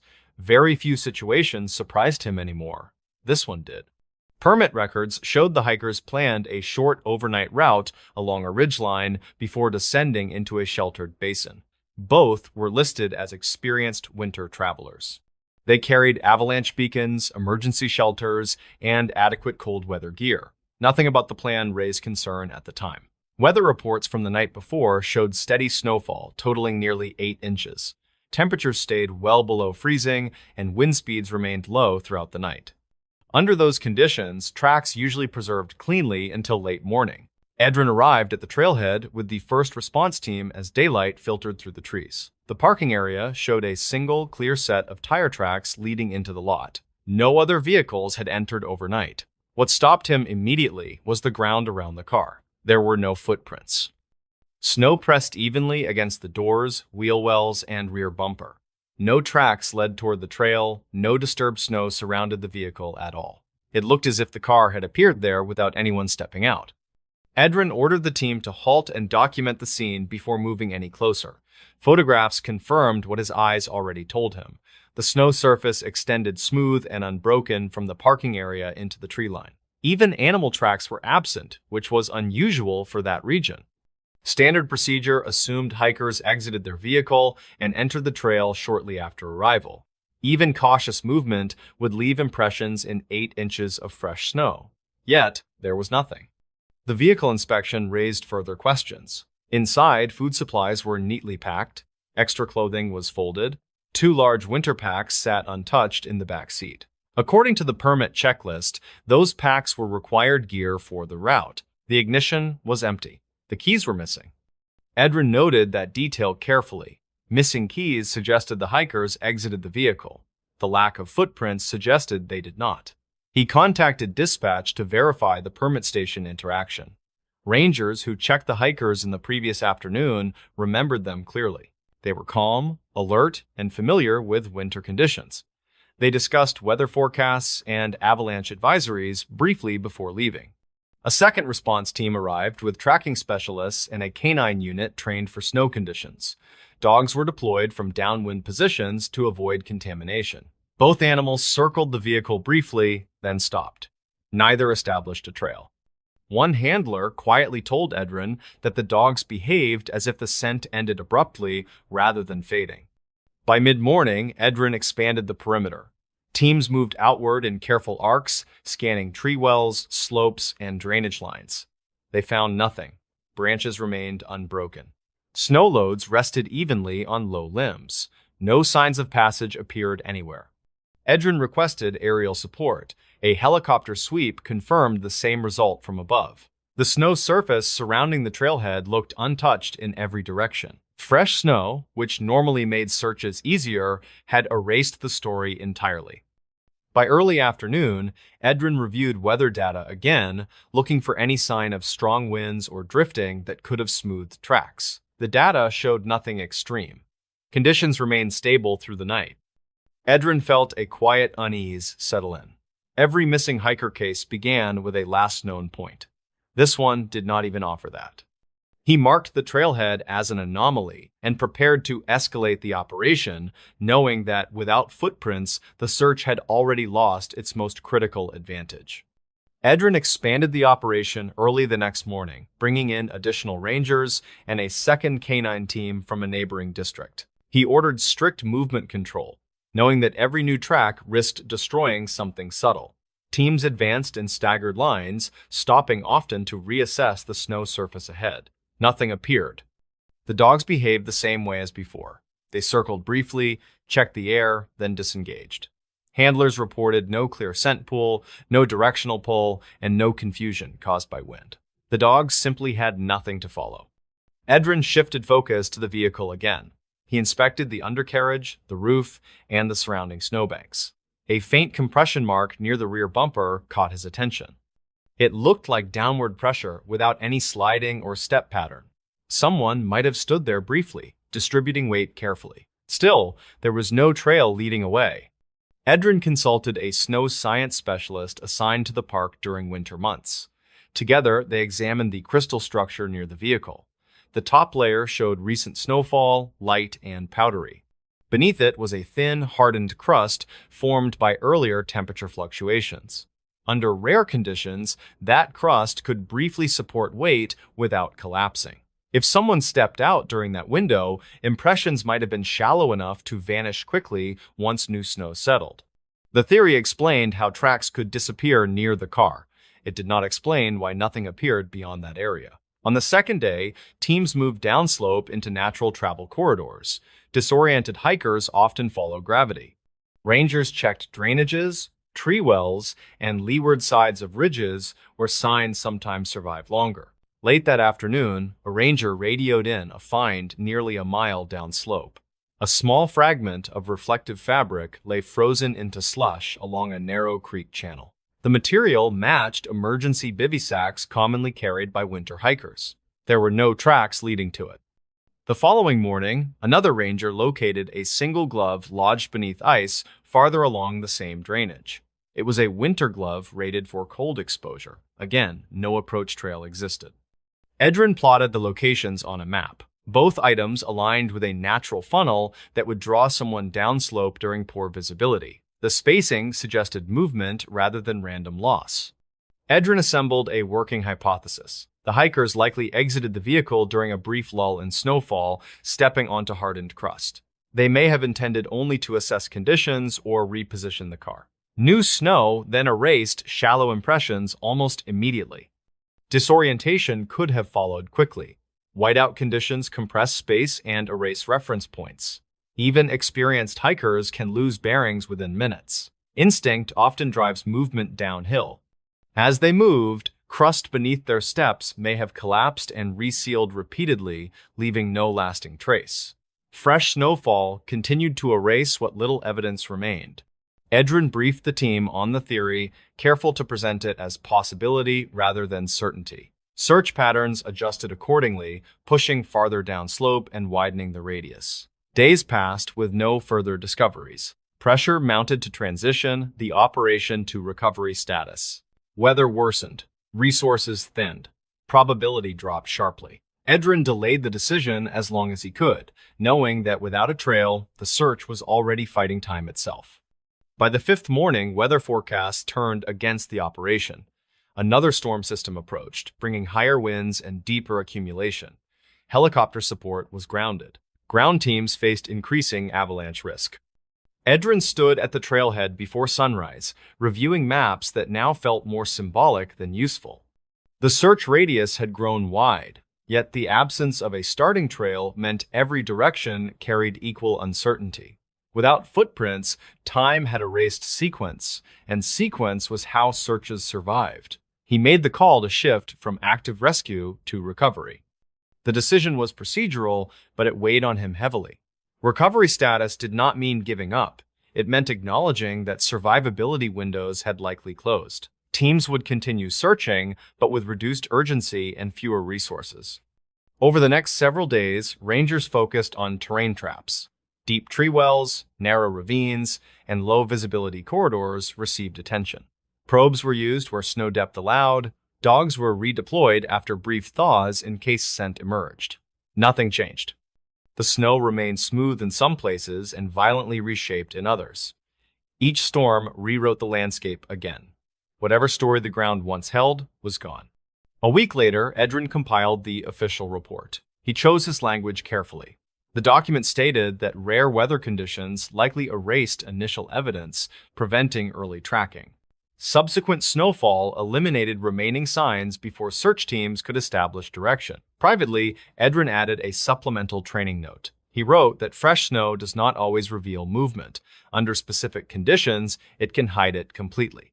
He emphasized that the absence of evidence should be treated as evidence itself, not as failure of observation. Months passed. Spring arrived. Meltwater carved new channels through the basin. Crews returned to the area once snow receded enough for safe travel. They searched again with different tools and different light.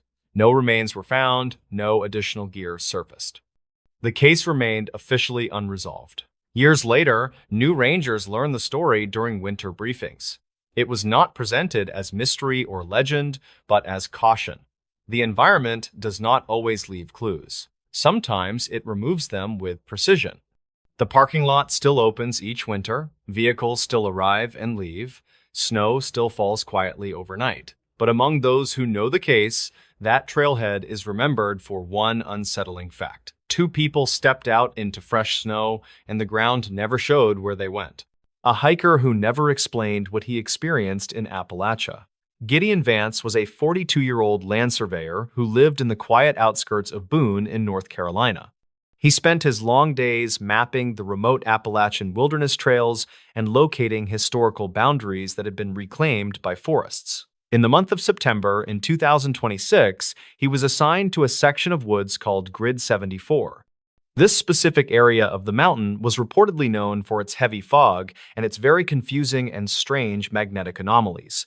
Gideon packed his rugged survey gear and several days of food into a heavy and worn leather mountain rucksack for travel. The first morning of the expedition was surprisingly warm, but the air felt heavy with an unusual and static electrical charge. He arrived at the trailhead early and parked his white truck under a cluster of old and dying hemlock trees there. Gideon stepped onto the dirt path and felt the familiar weight of his equipment settle comfortably against his very strong back. The forest was almost completely silent, except for the sound of dried leaves crunching beneath his heavy leather boots as he walked. He reached the center of the grid after several hours of climbing and began to set up his brass survey tripod. Gideon noticed a strange arrangement of white stones that looked like a small doorway resting near an ancient and gnarled oak. The stones were covered in thick green moss, and they appeared to have been placed there many long and lonely years. He felt a sudden chill as he walked past the stones, but he ignored the feeling and continued his mapping work. He finished the first section of the grid and decided to set up his small tent near a shallow mountain stream. The sun began to dip below the jagged peaks, and the shadows grew long and reached toward his small campsite there. Gideon ate a simple meal of dried beef and drank some water while he listened to the evening sounds of forest. The first night was relatively quiet, but he woke up once to the sound of a distant and very high whistle. He thought it was just the wind moving through the narrow canyons, but the sound felt very intentional and quite sharp. Gideon fell back into a restless sleep and dreamed of cold stone hallways that led deep into the dark mountain peaks. The following morning was filled with a thick gray mist that made it very difficult to see more than 10 feet. Gideon packed his gear quickly and began to move toward a valley that was famous for its ancient and deep caves. He found another stone doorway standing in the middle of a trail that was not recorded on his official survey map. This doorway was taller than the first one, and it had a small bundle of dried mountain herbs hanging from it. Gideon took several photographs of the herbs and wondered if a local survivalist was living somewhere nearby in the dense woods. He continued walking, but he started to feel like someone was moving through the brush just out of his blurred vision. Every time he stopped to listen, the forest would go completely silent, and the wind would suddenly stop blowing for him. Gideon reached the second section of the grid near a rocky outcrop and decided to build a small fire for warmth. As the sun began to set, he heard that same high-pitched whistle echoing from the ridge he had just crossed. He grabbed his flashlight and scanned the thick tree line, but he could not see any movement in the gathering dark of. Gideon sat by the fire and tried to convince himself that the sound was just a bird or perhaps a goat. He barely slept that night because he kept hearing the sound of soft footsteps circling his tent in the damp mountain. Gideon woke up at dawn and found a third stone doorway standing exactly 3 feet away from his small tent entrance. This doorway had a small piece of rusted metal hanging from the top by a thin piece of dirty white string. He reached out and touched the metal, only to realize it was an old house key with his name on it. The name on the key was Gideon Vance, and the date 2009 was stamped on the back of it. He felt a wave of nausea hit him as he realized the key looked exactly like the one for house. Gideon did not finish his breakfast and instead began to pack his gear as fast as he possibly could manage. He began his descent toward the valley, but he noticed that the trail appeared different than it did on his map. The path seemed to twist and turn in ways that did not make any sense according to his trusty compass. Gideon found a fourth stone doorway, and this time there was a small scrap of yellow fabric tied to it. He recognized the fabric immediately because it was the same material as a raincoat he had lost many years ago there. Gideon began to run down the steep trail as the shadows grew longer and the air turned into a biting cold.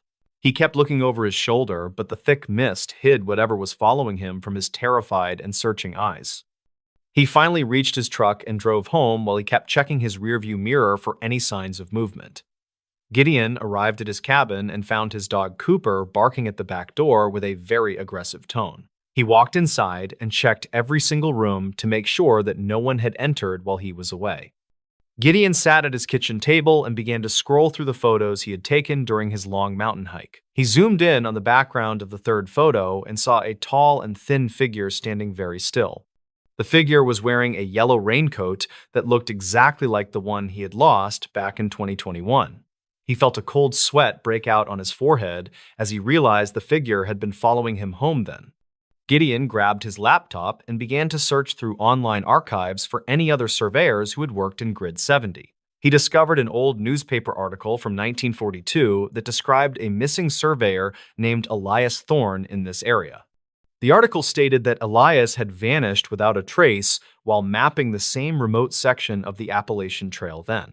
Gideon found a scanned copy of the original police report, which mentioned several small stone doorways near the last location. He also found a recorded dispatch call where a witness claimed to see a tall figure in a yellow raincoat. Gideon then inserted the memory card from the motion-activated trail camera he kept on his back porch for security. The footage from 2 hours ago showed the same tall figure walking slowly across his backyard toward the locked back door. The figure stopped at the porch and held up a small stone doorway that was identical to the trail markers. It placed the stones on his welcome mat and then looked directly into the camera lens for several long seconds. Gideon realized that the figure was not a human being, but something that had been waiting for his return home. He watched the video again and noticed that the figure was holding the same house key found on the trail. The figure reached out and touched the doorknob of his back door before it turned around and disappeared into night. Gideon walked to the back door and looked out the window, but he could only see the dark shapes. He looked down and saw a small pile of white stones arranged in a perfect circle on the wooden porch. The house key he found on the trail fit perfectly into the lock of his back door without any resistance. Gideon felt his heart racing as he realized the figure had been inside his house while he was still away. He checked his bedroom and found that his old yellow raincoat was hanging neatly in the back of his closet. The raincoat was soaking wet and covered in the same green moss he had seen on the first stone doorway.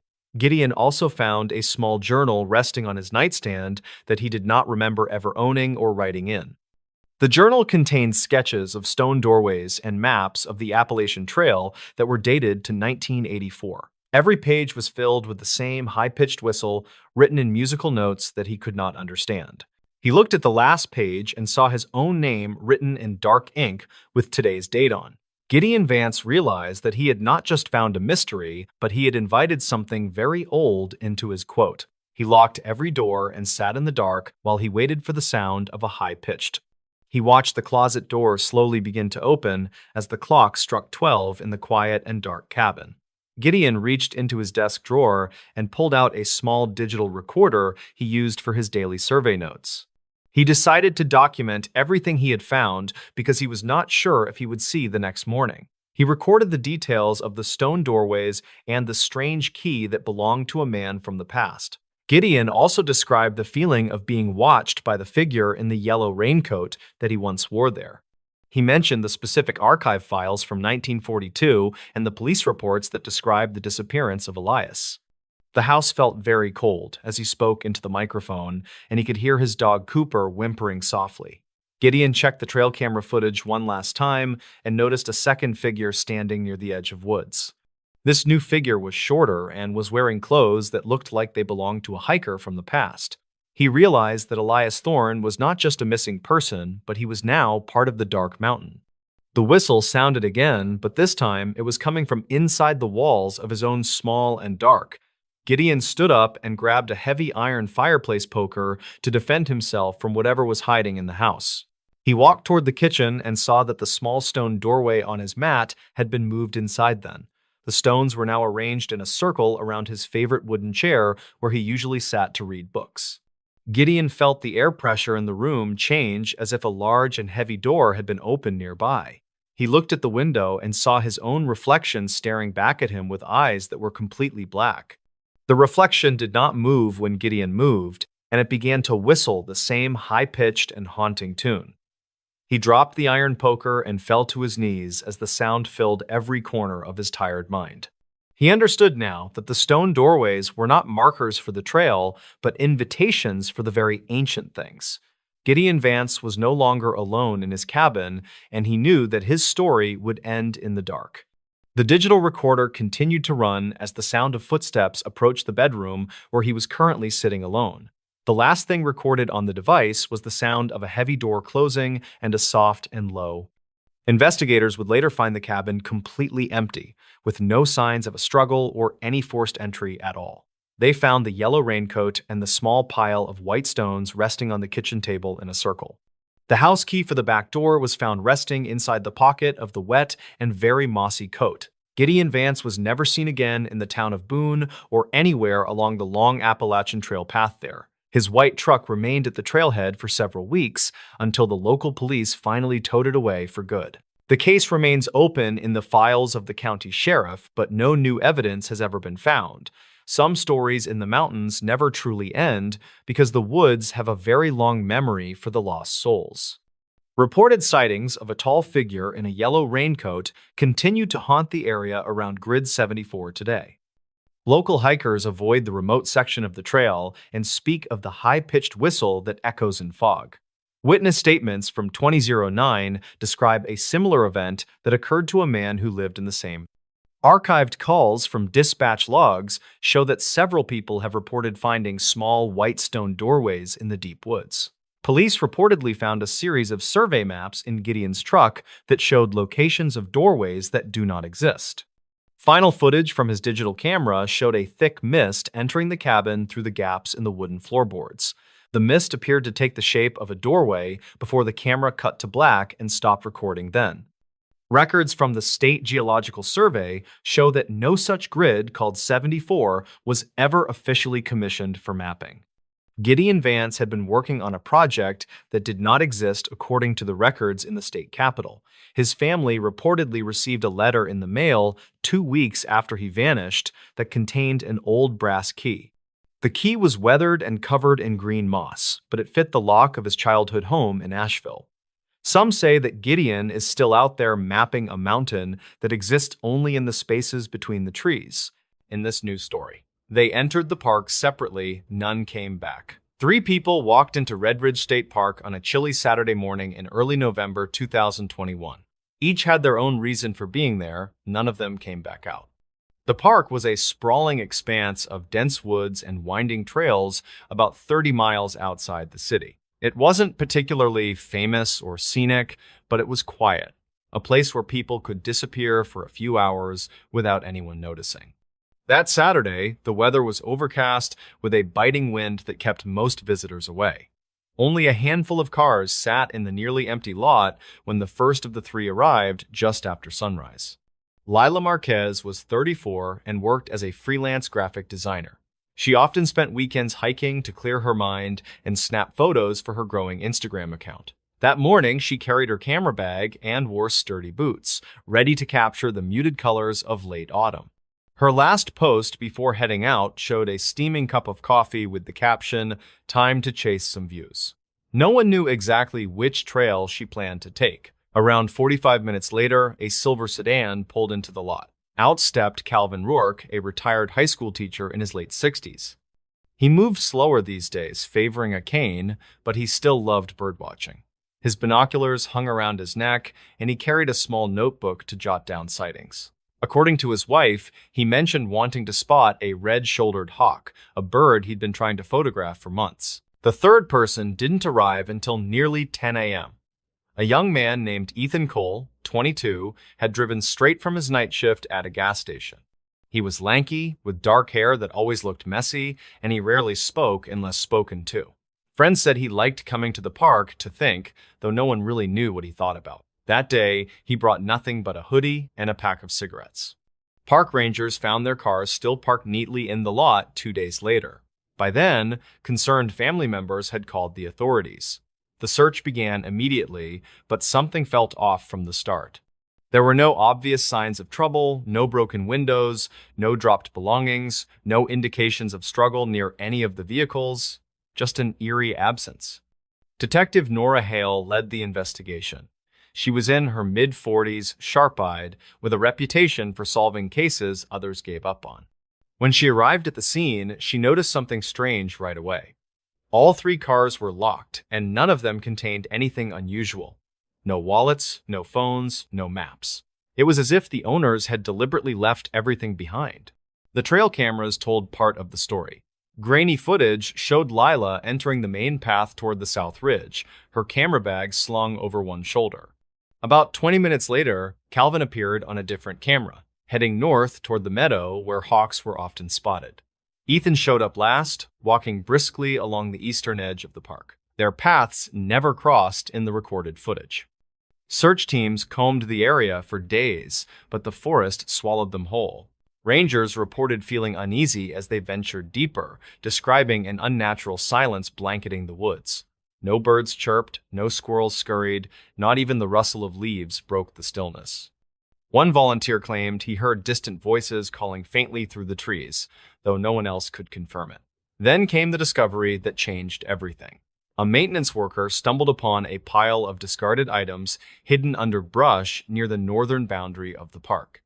Among them were Lila's camera bag, its lens shattered, and Calvin's notebook, pages torn and smeared with mud. Ethan's lighter lay nearby, scratched and dented as if it had been stomped on. None of the objects bore fingerprints despite forensic testing. Witness statements painted a confusing picture. A couple who lived near the park recalled seeing flashes of light in the distance that night, like headlights bouncing off trees, but they dismissed it as teenagers joyriding. Another neighbor reported hearing muffled shouts sometime after midnight, though she couldn't pinpoint the source. Everyone agreed the weather turned suddenly harsh that evening, with freezing rain coating the ground by dawn. Detective Hale focused on the park itself. Records revealed it had been built decades ago atop land once used for mining operations. Old maps hinted at tunnels running beneath the surface, long abandoned and forgotten. Some locals whispered about sinkholes swallowing livestock whole, while others swore they'd seen figures standing motionless at the tree line, watching silently. Hale decided to investigate the tunnels. With permission from higher-ups, she assembled a team to explore the underground network. What they found chilled them to the bone. Deep within the labyrinth, they uncovered evidence of recent activity, fresh footprints in the dust, scraps of fabric snagged on jagged rocks, and faint markings carved into walls. One symbol stood out repeatedly, 3 intersecting lines forming a triangle. Back above ground, researchers analyzed the carvings. They matched ancient designs linked to indigenous tribes believed to have inhabited the region centuries earlier. Legends spoke of a sacred site buried deep within the earth, guarded by spirits who punished intruders. While many dismissed such tales as folklore, the resemblance between the symbols and those found in local archives was undeniable. As weeks passed, public interest waned, but Hale refused to let go. She revisited every detail, searching for connections others might have missed. Then, buried in archived reports, she found something startling. Over the past decade, at least 5 other individuals had vanished under similar circumstances, all entering Red Ridge State Park alone, leaving their vehicles untouched and never returning. Each incident occurred during late fall, coinciding with shorter daylight hours and colder temperatures. The pattern was undeniable. Something about the park drew people in, only to trap them forever. Whether it was natural, supernatural, or something entirely different remained unclear. But one thing was certain: the park held secrets far darker than anyone imagined. Months later, Hale stood at the edge of the lot, staring into the dense woods.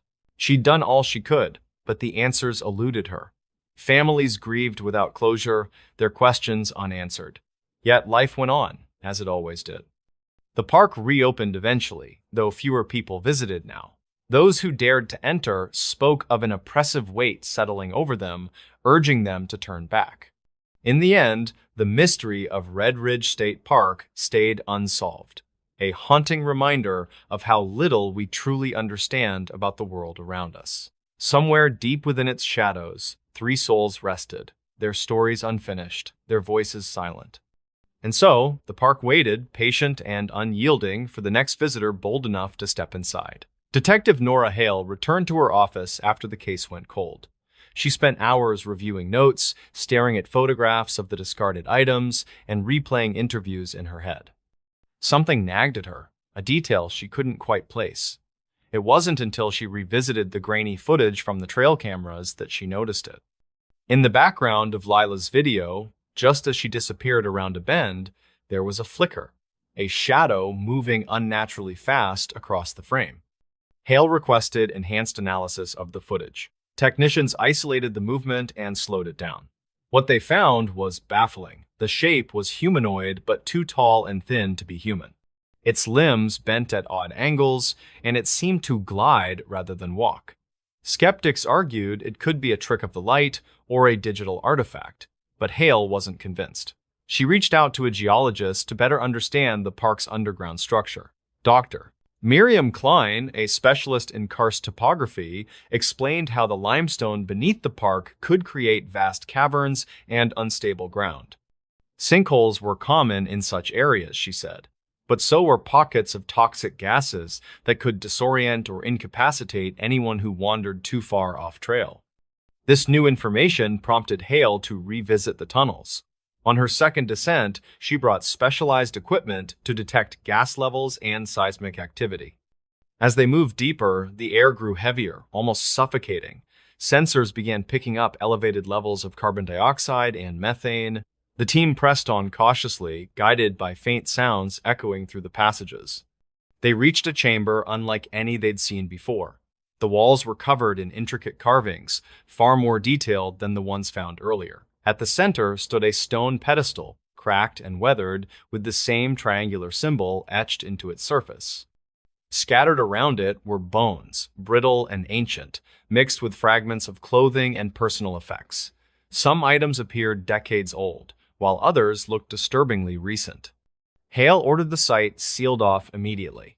Archaeologists were called in to examine the findings, but progress was slow. The carvings suggested rituals meant to appease or contain something, though their exact purpose remained unclear. Radiocarbon dating placed the oldest remains at over 500 years old, while the newest matched the timeline of the missing hikers. News of the discovery leaked to the press, sparking widespread speculation. Locals demanded the park be closed permanently, citing safety concerns. Others saw it as proof of the legends, arguing that the land itself was cursed. Authorities struggled to balance public fear with scientific inquiry, unsure how to proceed. For Detective Hale, the revelation brought both clarity and frustration. She finally understood why people vanished, but she couldn't explain what awaited them beneath the surface. Whatever force or entity resided in the tunnels, it defied logic and reason. All she could do was ensure no one else fell victim to its grasp. Years passed, and Red Ridge State Park became a ghost town. Fences surrounded the perimeter, warning signs posted every few feet. Rangers patrolled regularly, ensuring trespassers stayed away. Yet rumors persisted. spreading like wildfire through online forums and campfire stories. Some claimed to have seen lights flickering deep within the woods. Others swore they heard voices calling their names. Hale retired shortly after the case closed, unable to shake the weight of unanswered questions. She moved to a small cabin near the mountains, seeking solace in nature far removed from the park. Still, on quiet nights, she sometimes heard the wind carry whispers through the trees. They sounded like warnings, urging her to remember what she'd seen. Life continued for those touched by the disappearances, though scars lingered. Families honored their loved ones in private ways, lighting candles or planting trees in their memory. Strangers shared theories online, piecing together fragments of truth in hopes of finding peace. The park remained frozen in time, a monument to mysteries unresolved. Deep below the surface, the tunnels stretched endlessly, their secrets guarded by darkness. The triangular symbol glimmered faintly in the dim light, a silent sentinel watching over the remnants of those who dared to enter. And somewhere beyond the reach of human understanding, the shadows stirred, waiting for the next curious soul to cross their threshold. In the end, the story of Red Ridge State Park served as a reminder of humanity's fragile place in the world. For all our knowledge and technology, some questions remain beyond our grasp. We venture into the unknown not because we seek answers, but because we are drawn to the mystery itself. And sometimes, the mystery answers back. In this new story, what did this man see right before he disappeared? The last confirmed record of the man came from a device that continued recording after he stopped responding to the world around him. Investigators later agreed the data suggested he was reacting to something directly in front of him.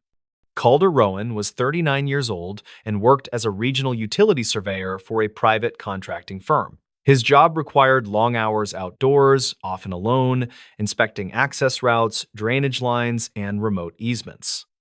He was known by coworkers as methodical, cautious, and unlikely to take unnecessary risks.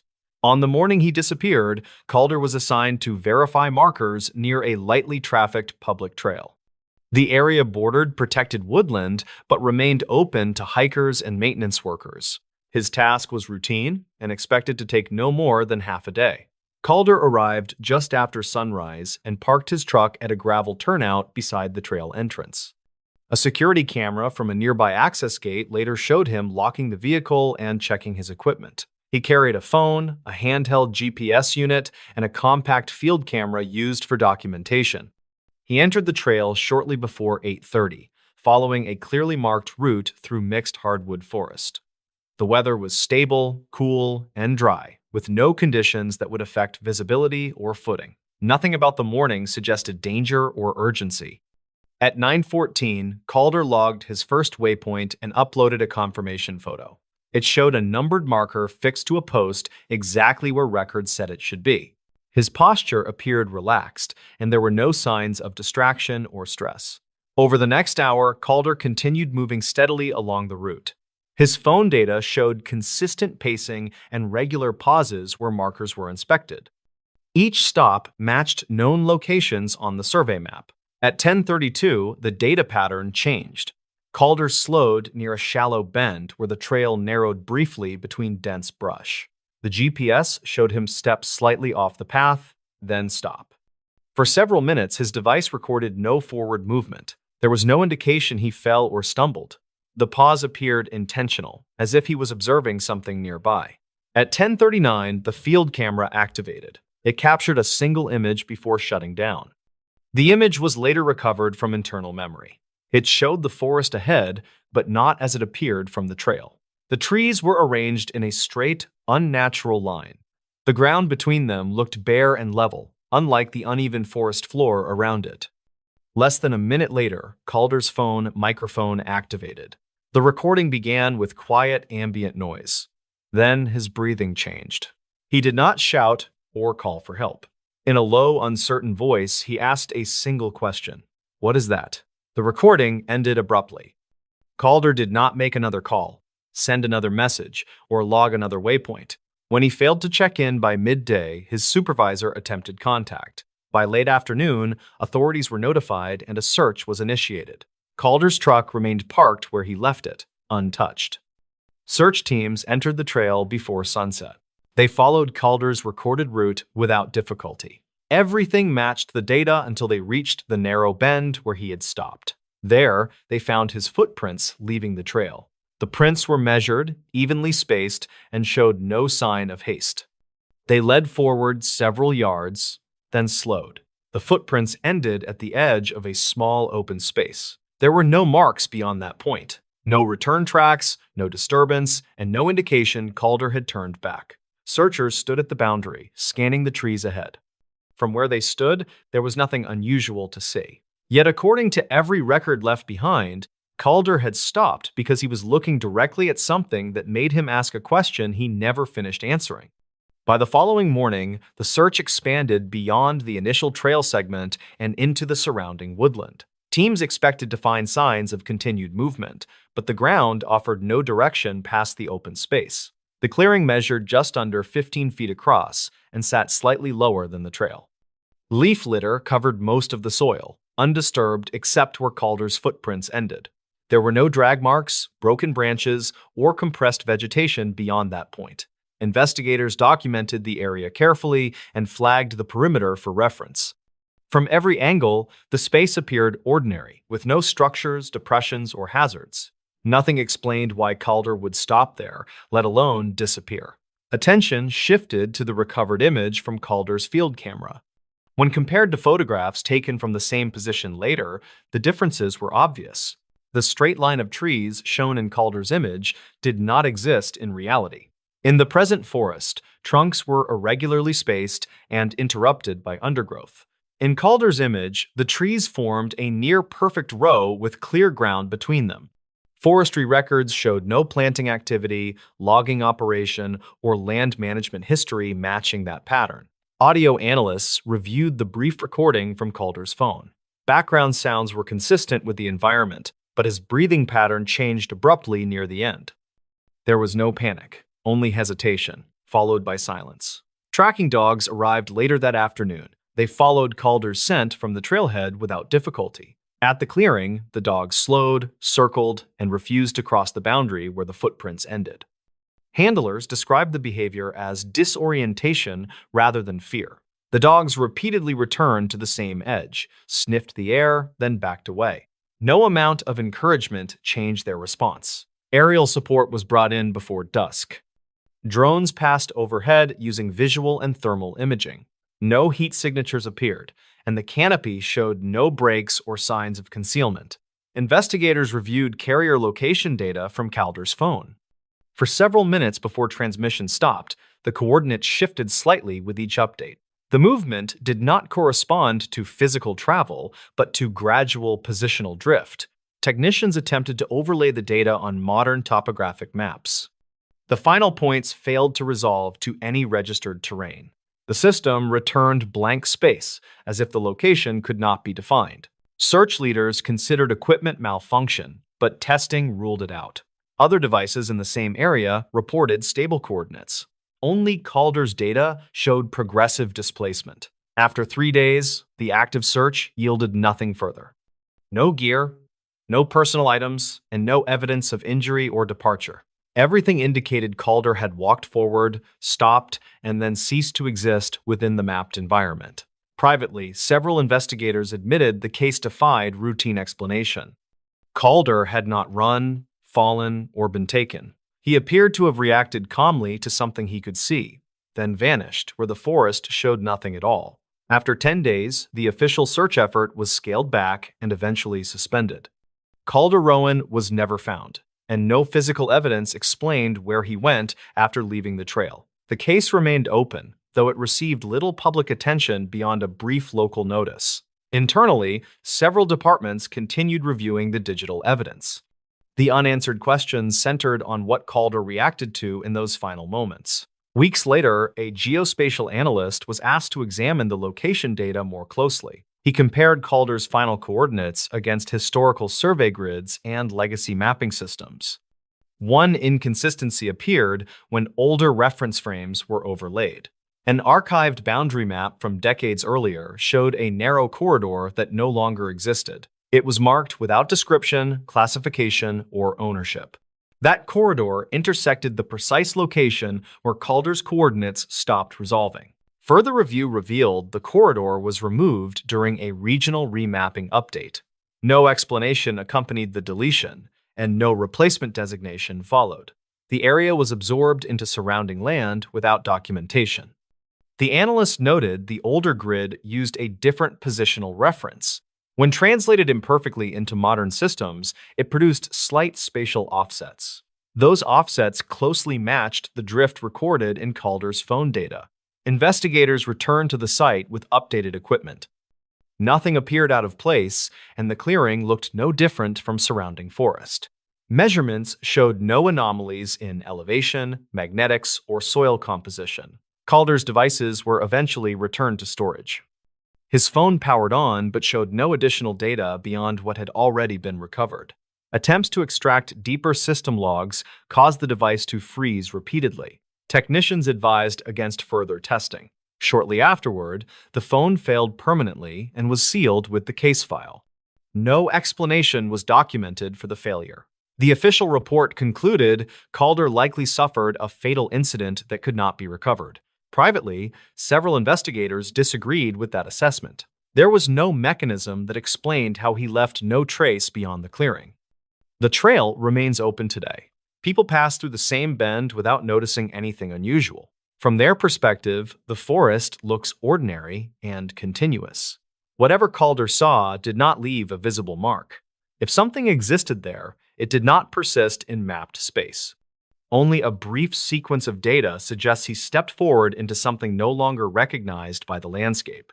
In this new story, this national park has too many last known locations. Internal case reviews from a major national park revealed a detail that rarely appeared in public summaries. Too many missing person cases ended with a clear last known location, yet no case ever moved forward from that point. The park spanned thousands of square miles of varied terrain.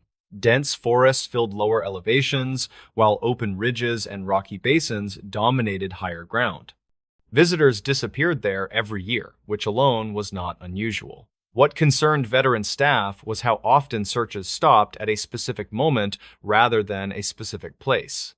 Soren Hale was 56 and worked as the park's incident review coordinator.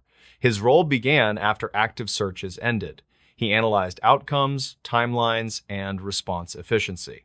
He did not deploy teams or walk trails regularly anymore. His job was to find where investigations stalled and why. Over time, one phrase appeared too often in his reports: last known location confirmed. In theory, a last known location should help. It narrowed search areas, defined timelines, and guided deployment. In this park, it seemed to do the opposite. Cases reached that point and then froze. The first file Soren revisited involved a solo backpacker who vanished during a 3-day route. His vehicle was located at a trailhead. His campsite was found intact on the second night. Rangers identified the exact spot where he was last seen by other hikers the following morning. The trail beyond that point was clear and visible. Search teams found nothing past it. No tracks, no disturbed ground, no broken vegetation. Dogs lost the scent within yards of the last known location. The report closed months later without recovery. At the time, it was considered unfortunate but ordinary. Then Soren noticed the same structure repeating.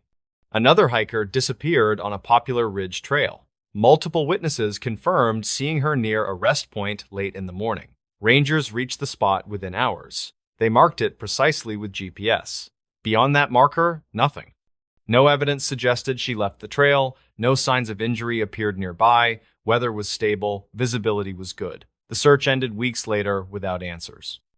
Soren overlaid the cases chronologically. Over 15 years, more than a dozen disappearances shared the same shape. A strong last known location followed by total absence. The cases differed in age, experience, and season. Some involved solo hikers, others involved groups that briefly separated, a few involved trail runners or photographers. Yet every investigation stopped at a clean edge. Soren began flagging the files quietly. He noticed something else. The last known locations were rarely dramatic. They were not cliff edges or dangerous crossings.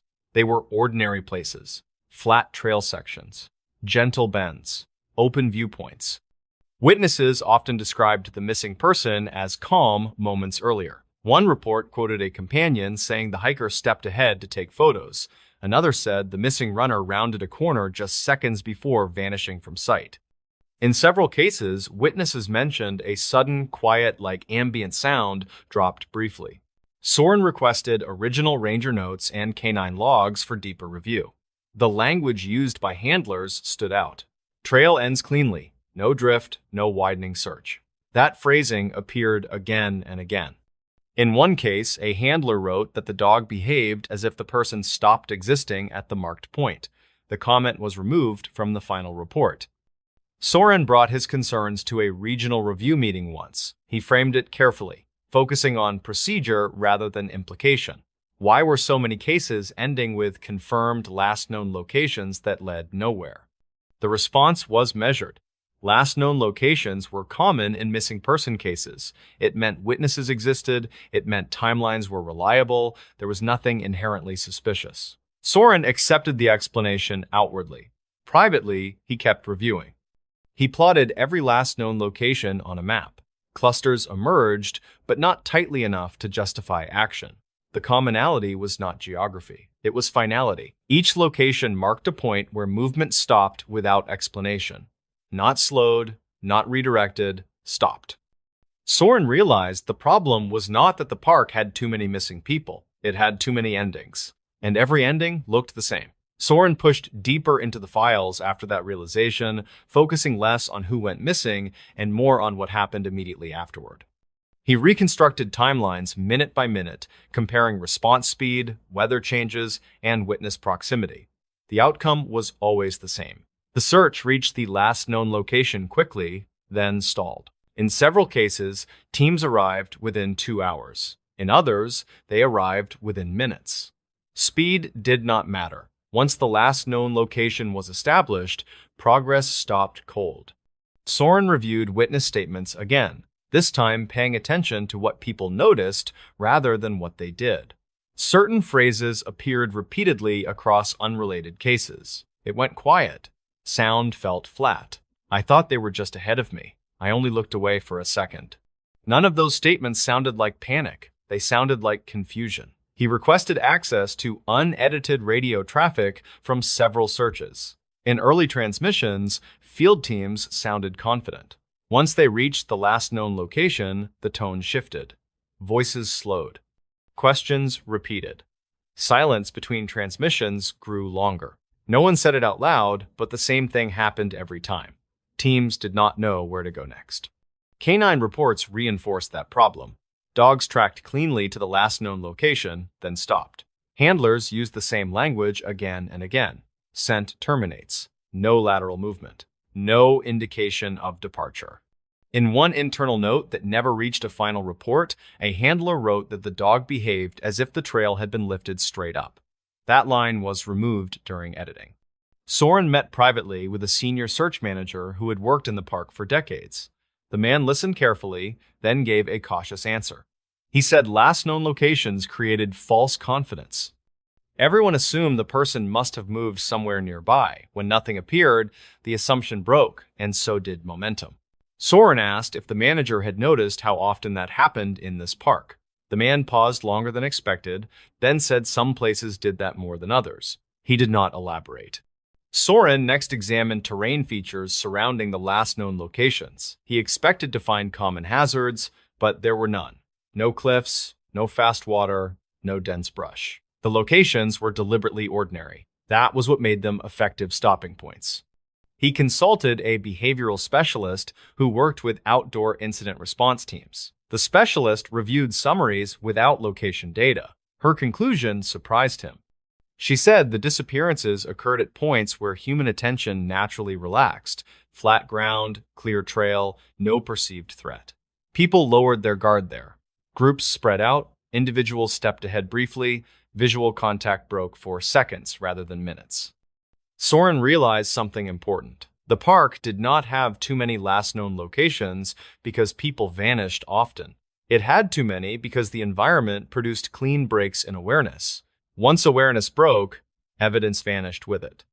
Internally, Soren proposed a change in documentation. He suggested recording not just where someone was last seen, but what the environment was doing at that moment: sound, visibility, spacing between people. The proposal was rejected as impractical. Administrators wanted locations, coordinates, times, clean data. Soren kept his own notes. Over the next few years, new cases added weight to his concern. A trail runner disappeared seconds after passing a group heading the opposite direction. A photographer vanished after stepping a few yards ahead to frame a shot. In both cases, witnesses provided precise last known locations. In both cases, searches ended there. Soren noticed that public communication emphasized reassurance. The park was safe. These were rare events. Visitors should not worry. Internally, response times near familiar last known locations became faster, not slower. Rangers began to recognize certain spots instinctively. When a call came in naming one of them, preparations changed subtly. More personnel, faster deployment, lower expectations. Soren understood then why the pattern was never acknowledged. Admitting it would mean admitting that knowing where someone was last seen did not always help. Sometimes it meant the search had already reached its end. He labeled the phenomenon privately: terminal locations. Places where movement stopped, evidence stopped, and explanation stopped. The final case Soren reviewed before leaving the role arrived during a quiet summer week, the kind that usually passed without incident. A couple hiking a popular loop trail stopped at a junction to rest. Other visitors passed them without noticing anything unusual. When the couple stood to continue, only one of them stepped forward. The missing hiker was last seen standing on packed dirt beside a trail sign. Witnesses confirmed the time within minutes. Rangers reached the junction quickly. They marked the exact spot. Dogs tracked to the sign and stopped. There were no prints leading off, no disturbed ground, no reason to choose any direction over another. The report closed the same way as the others. Soren assembled the year-end review and wrote the summary in careful language. Response times were excellent, resources were deployed appropriately, evidence was limited beyond the last known location. The conclusion met every requirement. After submitting it, he added a final note to his private file. He wrote that last known locations were being treated as beginnings when they were functioning as endings. He wrote that the park did not lack information. It had too much certainty at the wrong moment. When Soren transferred out, his replacement inherited the same system. Publicly, nothing changed. The park continued to emphasize preparedness, buddy systems, and staying on marked trails. Those messages were correct and necessary. Privately, rangers adapted in small ways. They discouraged spacing out in areas that felt ordinary. They asked partners to keep visual contact longer than usual. They slowed groups at junctions and viewpoints without explaining why. The pattern persisted. Another hiker vanished after rounding a gentle curve just beyond a rest area. Another runner disappeared after passing a family headed the opposite direction. Each time, witnesses provided a precise last known location. Each time, the search reached it and stopped. Soren returned to the park once after stepping away from incident review. He stood at a familiar junction and watched people move through it. Most passed without pause, some lingered, none sensed anything wrong. That was the part that mattered. The places were not dangerous. They were comfortable. They invited attention to drift just enough for separation to happen without warning. Soren left without filing anything new. His private notes remained uncatalogued. Officially, there was no issue with last known locations. There were signs of good reporting and quick response. Among those who worked the cases, there was a quieter understanding. Knowing where someone was last seen did not always move a search forward. Sometimes it marked the exact point where the story ended. The park still has trails, junctions, overlooks, and rest areas that look like any others. People still pass through them every day and return safely. But the park also has too many last known locations, and rangers know that when a call names one of them, the search will reach that point quickly. What happens after that is rarely written down. In this new story, multiple people vanished on the same trail. Archived incident summaries from a remote national park reference a single trail that appears repeatedly in unresolved missing person cases. Officially, each disappearance is treated as unrelated. Unofficially, rangers avoid discussing the trail at all. The trail was not dangerous by reputation. It was well marked, moderately graded, and frequently used by day hikers. It cut through mixed forest and followed a gentle ridgeline before descending toward a popular overlook. Families walked it every season without incident. That was what made the disappearances difficult to explain. Rethan Cole was 49 and worked as a senior search operations planner assigned to the park's Western District. He did not patrol trails regularly anymore. His role focused on reviewing case files, allocating resources, and identifying trends that required attention. One trail kept returning to his desk. The first case occurred nearly 10 years earlier. A solo hiker failed to return from a morning walk. His vehicle was found at the trailhead, locked, with no signs of distress. Search teams located footprints leading up the trail, then stopping abruptly less than a mile in. No tracks continued beyond that point. At the time, the disappearance was classified as disorientation followed by exposure. No remains were found. 3 years later, another hiker vanished on the same trail. She was experienced, carried navigation tools, and planned a short loop hike. Her last known location placed her on the same ridgeline segment where the earlier trail went silent. Again, tracks ended cleanly. Search dogs lost the scent at nearly the same location. Rangers noted the similarity but did not flag it formally. Rethan became aware of the pattern after the third disappearance. This time, two friends were hiking together. They walked side by side until one stopped to adjust a boot. When the second hiker continued ahead and rounded a shallow bend, his companion was gone moments later. There was no sound of movement, no call for help, no sign of panic. Search teams arrived within hours. Dogs tracked both hikers to the bend, then stopped. No footprints led off the trail. No broken brush marked an exit point. Rethan requested all files tied to that trail segment. When he overlaid the cases, the alignment was exact. Same stretch of trail, same subtle bend, same loss of evidence. The terrain offered no explanation. There were no cliffs, no fast water, no dense undergrowth immediately nearby. Visibility returned within a few steps beyond the bend. Rethan visited the trail himself during a routine inspection. He walked it slowly, stopping at the marked location. Nothing appeared unusual. The trail narrowed slightly. Trees leaned closer. Sound seemed to soften for a few steps. Then it returned. He stepped forward and the forest felt normal again. Rethan documented the sensation and dismissed it as expectation bias. Still, he could not ignore the cases. Over the following years, 2 more people vanished on that same trail. Both disappearances occurred during daylight, weather was mild, visibility was good, both hikers were alone. In every case, search teams found the same thing. Tracks leading in, nothing leading out. Rethan knew coincidence could explain one case. It struggled to explain 5. He flagged the trail internally for closer review and requested permission to study the disappearances as a group rather than individually. The request was denied. Each case remained officially separate. The trail stayed open, and people kept walking it. Rethan pressed forward anyway, working within the limits of what he was allowed to do. He requested time-stamped maps, original ranger notes, and canine handler summaries from each case. The paperwork told a quiet story that public summaries did not. In every disappearance, search teams reached the trail quickly. In every case, initial conditions were favorable for tracking. Weather was calm. Ground cover preserved impressions. Dogs were deployed correctly. The failure point was always the same stretch of trail. Handlers used similar language across different years. Scent strong, then absent. Not scattered, not confused. Gone. Rethan met privately with one of the senior handlers who had worked 2 of the cases. The handler said the dogs did not behave like they had lost a trail. They behaved like the trail had ended. No pull, no drift. No widening search pattern, just a stop. Rethan returned to the trail with a small survey team. They measured grade, soil composition, and vegetation density.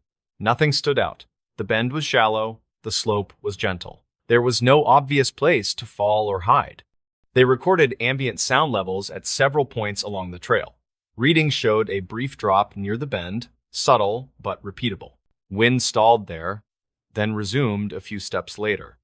Footsteps sounded closer than they were. A geologist consulted on the data suggested mixed bedrock beneath the trail could create acoustic shadowing. Sound behaved oddly in narrow corridors. People sometimes slowed or hesitated there without realizing why. That explained discomfort. It did not explain disappearance. Rethen reviewed witness statements again. In the case involving the two friends, the surviving hiker described the moment clearly. He said it felt like time skipped. He looked up, and his friend was gone. There was no noise, no warning, just absence. Another witness from an earlier case had used similar language. Quiet, empty, like the trail swallowed sound. Rethen noticed something else. In each case, the missing person was slightly ahead of companions or alone. The separation happened forward, not backward. People stepped into the bend, believing the path continued safely, because it always had. Rethen proposed installing temporary cameras near the trail segment, framed as a usage study. The request stalled in review. There was concern about privacy, cost, and precedent. The trail remained unmonitored. Internally, the tone shifted. Colleagues cautioned Rethen to stop connecting cases. Patterns created panic. Panic created liability. The official stance remained unchanged. The trail stayed open. Another disappearance followed. A trail runner failed to return from a midday loop. Her watch data showed steady pace until the familiar bend. Heart rate normal. Then no further data points. Search teams found her tracks leading in, nothing beyond. Rethen felt the weight of repetition settle heavily. 5 cases became 6. All at the same place. All daylight. All clean stops. Veteran rangers began adjusting behavior quietly. Patrols doubled near the bend without explanation. Teams responded faster to calls from that trail. New rangers were told to stay within sight of partners there without being told why. Rethen compiled a private summary and stored it offline. He did not label it a theory, he labeled it a pattern of absence. What unsettled him most was not that people vanished. It was that the land left no argument behind. No struggle, no debris, no direction. The trail offered nothing to follow. And without a trail, every search began already behind. The final case Rethen reviewed before stepping back from the trail came quietly and ended the same way. A middle-aged photographer entered the trail late in the morning, planning to reach the overlook and return by early afternoon. Weather was mild, visibility was clear. Other hikers passed him near the trailhead and remembered nothing unusual. His camera was found days later, resting on a rock several yards before the bend. The strap was neatly coiled, not dropped. His phone showed one last photo taken moments earlier. It framed the narrow section of trail ahead, trees leaning inward, the path appearing shorter than it really was. There were footprints leading to the camera. There were none beyond it. Rethen closed the file slowly and did not request additional resources. The search followed procedure and ended without results. The report used familiar language. Probable disorientation. No evidence of foul play. Case unresolved. Not long after, Rethen transferred out of active review. Officially, it was a routine reassignment. Unofficially, he understood that pushing further would not change the outcome. The trail would remain open, the cases would remain separate. What changed instead was behavior. Veteran rangers began walking the trail differently. They slowed near the bend, they waited for partners to remain in sight. When visitors asked why patrols lingered there, the answer stayed simple. It was a common place for mistakes. During one routine patrol, Rethen walked the trail one last time. He stopped at the bend and listened. Sound softened. Distance felt compressed. The world ahead seemed closer than it was. He stood still and waited. Nothing happened. After a few moments, the sensation passed. Birds returned. Wind moved through the trees again. The trail looked ordinary. That was the part that stayed with him. The place did not feel dangerous. It felt briefly incomplete, as if the space ahead had not finished forming yet. Rethen left the park soon after. His private files were archived but never indexed. New rangers learned the trail through experience rather than instruction. They noticed which sections drew quiet attention. They noticed which disappearances felt familiar even when details differed. The trail remains open today. Families walk it, runners train on it. Most people pass the bend without noticing anything at all. But among those who have studied the cases, there is an understanding that never makes it into reports. The disappearances were not random. They did not happen everywhere. They happened at the same place under the same quiet conditions. The land did not chase anyone, it did not trap them, it simply allowed a moment where separation could occur without warning. And once that moment passed, the trail closed behind them cleanly. Tracks led in. Nothing ever led out. A ranger's warning about these parks. Every park ranger knows there are sections of the woods where the rules of the world seem to change completely.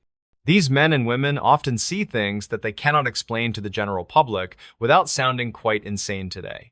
Gideon Barlow was a 48-year-old search and rescue lead who spent his life in the Elderwood Forest. He was a man who preferred the steady rhythm of the natural world over the loud and messy life of city. On a humid morning in June 2015, Gideon set out to investigate a reported disturbance in the northern restricted zone. The area was off-limits to the public due to the unstable terrain and the frequent sightings of black bears. He told the station dispatcher that he would be back by nightfall and headed out with his standard patrol pack. Gideon drove his green 1998 truck to the end of the gravel road where the deep wilderness begins. He stepped out into the thick air and felt the heavy silence of the trees pressing against his tired ears. The goal for the day was to locate a series of illegal campfires that had been spotted from the air. He checked his topographic map and began the long trek through the dense ferns and the tangled roots of trees.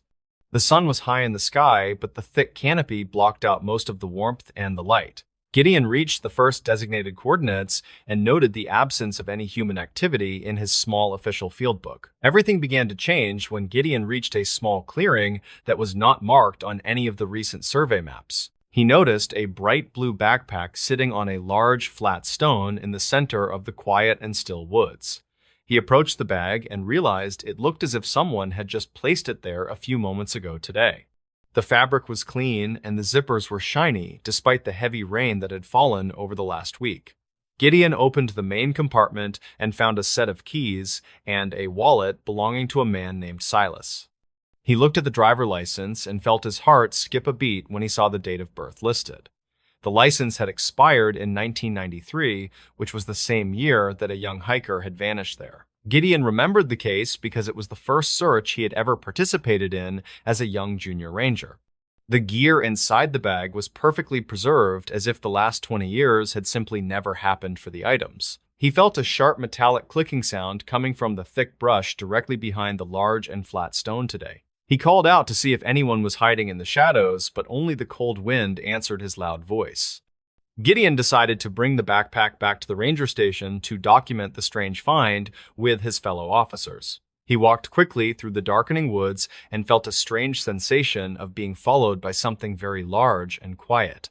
The clicking sound echoed through the trees and seemed to move with him as he navigated the rocky and steep path. He reached his truck just as the sun was dipping below the jagged peaks of the western mountain range tonight. He placed the blue bag on the passenger seat and drove back to the station with a sense of dread. When he arrived, he found the night dispatcher Elias Sterling waiting for him with a look of deep and worry.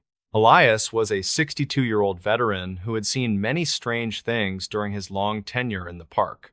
Gideon showed him the backpack and the license, and the two men sat in silence for a very long time. Elias eventually spoke and mentioned that several other rangers had found similar items in that same northern restricted forest zone. They called these items the leftovers because they appeared years after a person had gone missing in the deep woods. No one could explain why the gear remained in such perfect condition after decades of exposure to the mountain weather. The investigation into the leftovers began the next morning when Gideon and Elias decided to search the station archives for clues. They found a series of old files from 1993 that detailed the disappearance of a hiker named Silas Thorne. The reports mentioned that Silas was an experienced outdoorsman who knew the Elderwood Forest better than most of the park staff. He had vanished without a trace while hiking the same trail that Gideon had patrolled the previous and very long day.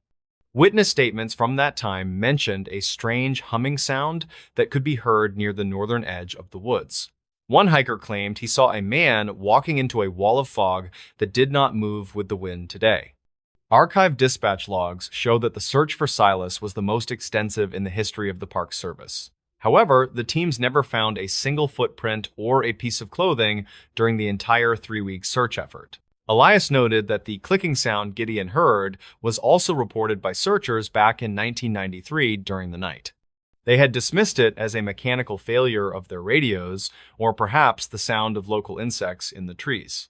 Gideon realized that the mystery was much deeper than a simple missing persons case from the distant and dark past. The complication grew more intense when Gideon returned to the clearing with a team of forensic experts 2 days later. They used ground-penetrating radar to scan the area around the flat stone where the blue backpack was originally found today. The equipment picked up a series of anomalies that looked like large metallic structures buried deep beneath the forest floor soil. The technicians were baffled because there were no records of any construction or mining activity in that part of the park. Gideon also noticed that his compass began to spin in slow circles whenever he stood near the center of clearing. The air felt heavy and charged with static electricity that made the hair on his arms stand up quite straight. He reached into his pocket to grab his digital camera, but the battery was completely dead despite a full charge.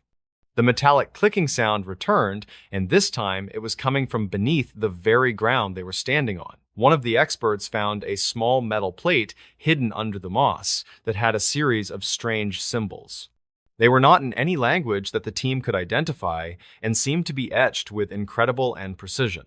Gideon felt a sudden wave of nausea and a high-pitched ringing in his ears that would not go away. The investigation took a turn when Gideon contacted a retired ranger named Arthur Pender, who lived in a nearby town.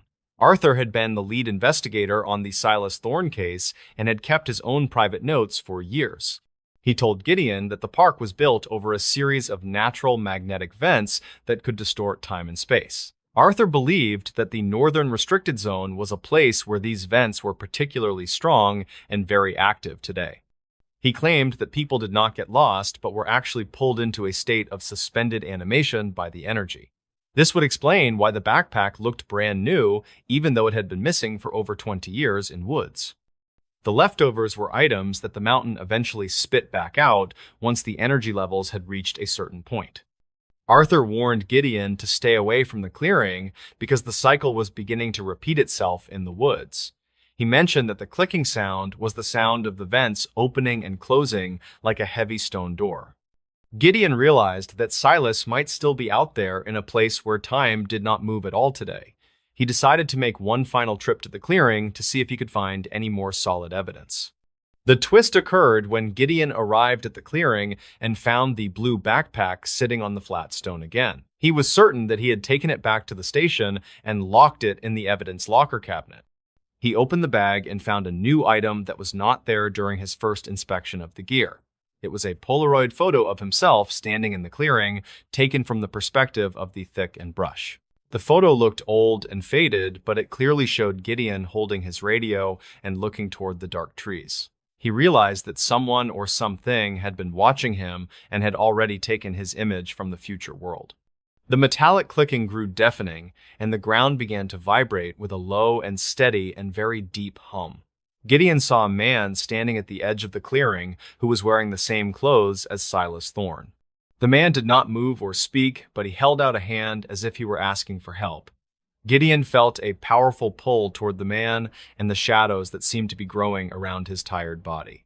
He turned and ran as fast as he could back toward the safety of the gravel road and truck. He did not look back until he reached the station and saw the lights of the town in the distance. The conclusion of the story is a quiet warning to anyone who plans to visit the deep and wild places. Gideon Barlow resigned from the Park Service and moved to a small coastal town where the trees were not so. He never spoke about the photo or the man he saw at the edge of the clearing to anyone else. The blue backpack was found in the evidence locker exactly where he had left it the very night before today. However, the Polaroid photo was missing, and the wallet inside the bag was now completely empty of any identification cards. The park authorities officially closed the northern restricted zone and built a high fence to keep the curious people out. They claimed it was to protect the wildlife, but the rangers knew the true reason for the heavy steel gate. Elias Sterling still works at the station, and he often hears the clicking sound on the radio during the night. He knows that the mountain is still waiting for the next person to wander into the center of the clearing. The trail just ends because the earth has a memory that is much longer and darker than our own lives. We are only guests in a world that can decide to take us back at any moment it truly chooses. The community around Elderwood Forest has developed its own set of rules for surviving the mysteries of the deep green. They tell the children to never pick up an item that looks too clean for the forest floor or the path. They speak of the quiet years when the woods seem to hold their breath and the birds stop their singing. People in the town often see lights flickering on the northern ridge, but they never go to investigate the source. They know that some secrets are meant to stay buried in the dirt and the stone of the old mountains. Gideon Barlow spends his days watching the ocean and enjoying the simple sounds of the waves on the white sand. He keeps a small compass on his desk, but he never looks at it to see if it is. He knows that the needle will only spin in circles if the mountain ever decides to call his name again. The forest remains a beautiful and deadly place that does not forgive those who do not respect its power. We are left with the silence of the pines and the memory of a ranger who saw too much truth. The story of Silas Thorne is just one of many that the mountain has swallowed over the long and dark. The files on the leftovers are now kept in a secure location that is not accessible to the general public. New rangers are given a quiet briefing about the northern restricted zone and the things that they might hear there. They are told to stay on the marked trails and to never enter the clearing after the sun goes down. Most of them listen to the warning because they can see the fear in the eyes of the veteran staff. They know that the woods are not just trees and rocks, but a living and breathing entity with a will. The mystery of the blue backpack remains unsolved, and the search for Silas Thorne has been officially closed for good. His family has long since moved away, and the town has forgotten the face of the man who vanished. Only the mountain remembers the hikers and the surveyors and the rangers who stepped into the shadows of the valley. The clicking sound continues to echo through the trees as a reminder of the door that is always open. We watch the horizon and wonder what other secrets are hidden in the high and the cold and dark. The trail remains empty, and the mountain waits for the next soul to lose their way in the green. This national park has too many missing people to ignore. Over 28 people vanished without explanation in Silver Peaks National Park since 1987. Each case shared unsettling similarities, including abandoned gear and no signs of struggle. Park rangers developed internal codes for these incidents to avoid causing unnecessary public concern. They called them ground events, referencing the mysterious nature of each disappearance file. Official reports often cited hiker error or wildlife encounters despite contradictory evidence. Silas Rourke adjusted his ranger hat as he prepared for his morning patrol shift. He was 33 years old and had served as a full-time park ranger for 5 years. Today, he planned to inspect the remote Eagle's Nest Trail where 3 people disappeared last year. His gear included standard equipment like camera binoculars and emergency medical supplies. The weather forecast predicted clear skies with temperatures reaching 78 degrees by afternoon. His assignment seemed routine, but he felt uneasy about this particular trail section. The Eagle's Nest Trail began normally with well-maintained paths winding through dense forest. Birdsong filled the air as Silas checked trail markers for damage or vandalism. He noticed the first anomaly near the waterfall overlook where footprints ended abruptly. The prints belonged to hiking boots size 12 according to his measurement sketches. Park records showed a woman named Tegan Morrow vanished near this spot in late April. Tegan was 29 and worked as a wildlife researcher from Montana State University. Her last known photo showed unusual rock formations just off the main path. Silas photographed the spot where the footprints disappeared, finding no logical explanation. Silas continued hiking with increased attention, scanning both sides of the trail carefully. He discovered a discarded backpack partially hidden under leaves near a cluster of pine trees. The pack's label identified it as belonging to a local hiking group active that week. Park logs stated no groups reported issues, but Silas knew some visitors avoided official channels. Nearby, he spotted broken branches arranged in a pattern that didn't match animal activity. The breaks looked deliberate, as if someone had pushed through quickly but carefully. Silas collected the backpack, placing it in an evidence bag for later analysis. He reached the clearing where Tegan Morrow was last photographed taking landscape shots. The view offered panoramic vistas of untouched wilderness stretching for miles in every direction. Silas pulled out his notebook, comparing current conditions to archived incident reports. Something troubled him about the official timeline of Tegan's disappearance, according to dispatch logs. Park records claimed no emergency calls came from that area during the critical window. Yet Silas found a partial cell tower record showing a dropped call at that location. The call lasted exactly 41 seconds before disconnecting without explanation. Silas decided to follow the broken branches away from the main trail toward a rocky outcrop. The terrain became steeper, requiring careful footing as he navigated loose gravel. At the base of the outcrop, he discovered a small depression in the earth that looked unnatural. Soil samples showed layers mixed in ways that suggested recent disturbance and resettling. Nearby tire tracks led to an unmapped service road barely visible through overgrowth. Park maintenance logs didn't list this road, but Silas recognized the distinctive tread pattern. It matched older park service vehicles retired years ago, according to inventory records. Back at headquarters, Silas reviewed his photos, noticing something he'd missed during the hike. One image captured a reflection in Tegan's abandoned camera lens, showing a vehicle behind trees. The vehicle appeared to be a decommissioned Ranger truck model, no longer in service. Silas checked the park's vehicle inventory database, finding discrepancies in several entries. 2 trucks listed as scrapped in 2018 showed recent fuel purchase records. Maintenance logs showed routine service for these vehicles, despite official retirement status. This pattern repeated across multiple park locations, raising serious questions. Silas visited retired Ranger Everett Finch, who lived in a cabin near the park boundary. Everett had served 39 years before retiring in 2022 due to health issues. He welcomed Silas with coffee on his porch overlooking the forested hills. At first, he seemed hesitant to discuss the disappearances, preferring general park history stories. But after some gentle questioning, he revealed classified information from his long career. Certain areas experienced rare ground instability that created temporary openings in the earth. The Park Service monitored these zones quietly to prevent public panic and tourism damage. Silas spent days cross-referencing Everett's information with official park documents and geological surveys.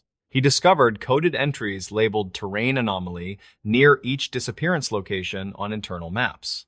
Dispatch logs mentioned routine ground stability checks on those specific trails during critical periods. Public reports always cited hiker error or wildlife encounters instead of geological explanations.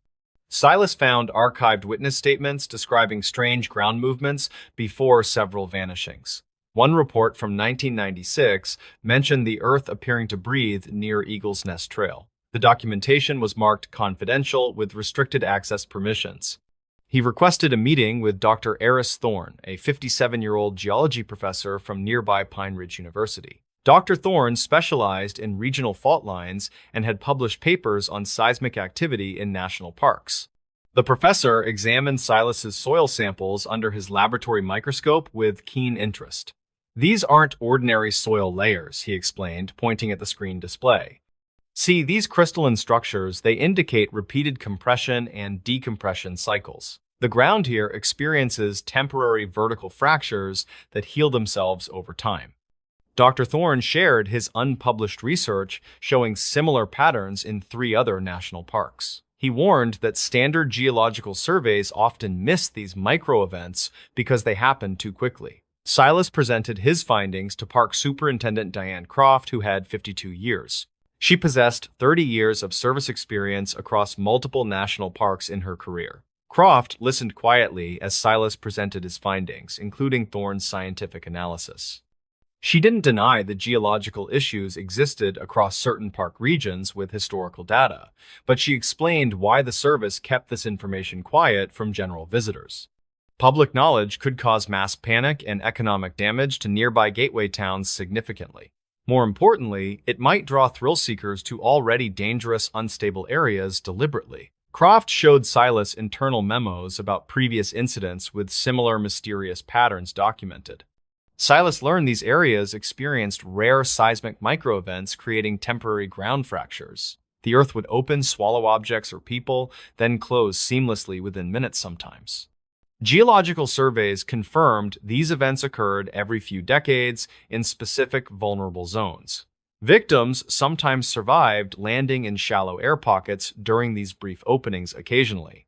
Rescue teams recovered some after days of careful excavation efforts in known problem areas.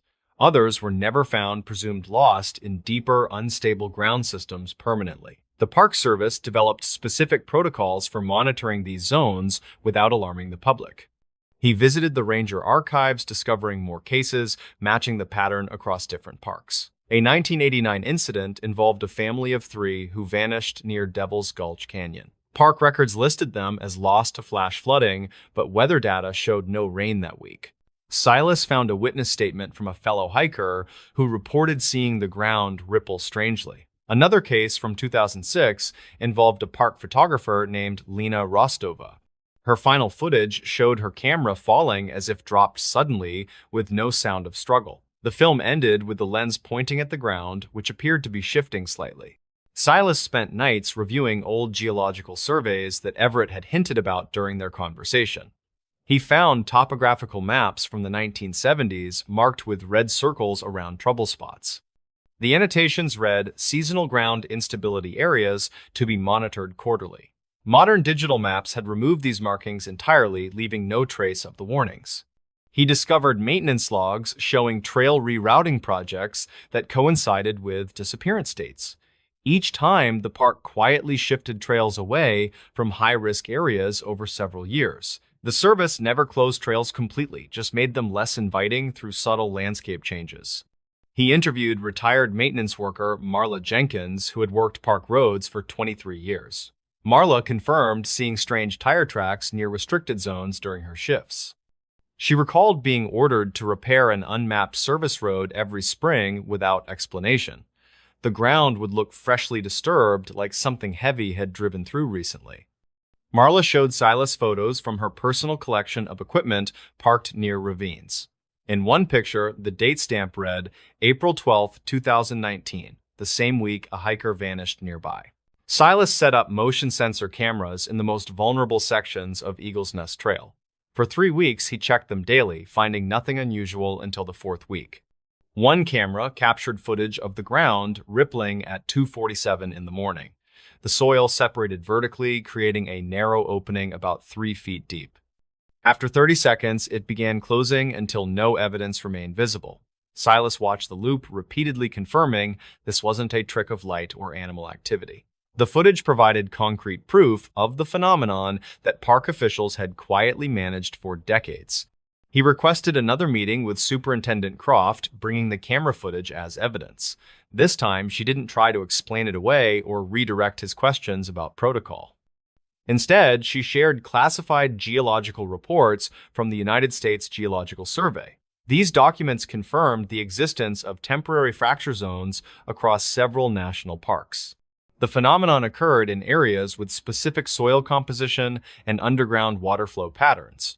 Croft explained their dilemma between public safety and public awareness clearly now. They couldn't warn visitors about something that appeared random and left no trace afterward. Silas understood why rangers couldn't openly discuss the disappearances with casual visitors. Warning signs might not stop curious hikers from exploring off-trail areas recklessly. Media coverage could turn these locations into dangerous tourist attractions immediately.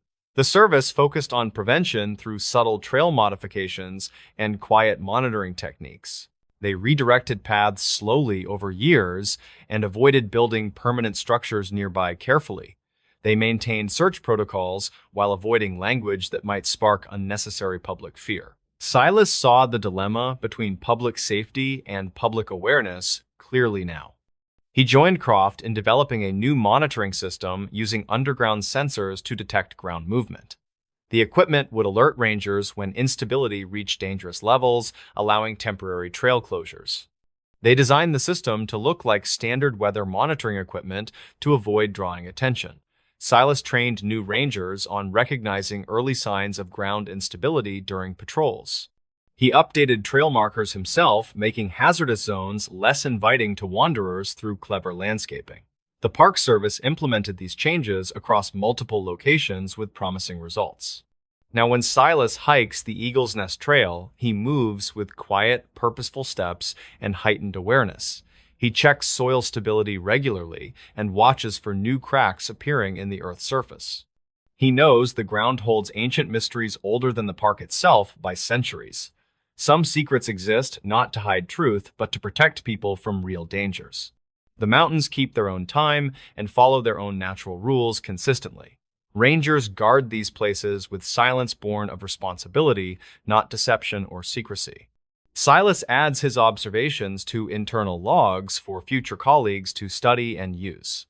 The disappearances continue, but fewer happen each year through careful stewardship practices. He walks these trails, understanding some answers lie beneath our feet, waiting patiently. True stories from national parks that feel wrong to talk about. The stories are not written down in brochures or posted on trailhead boards. They are not part of ranger talks or visitor center displays.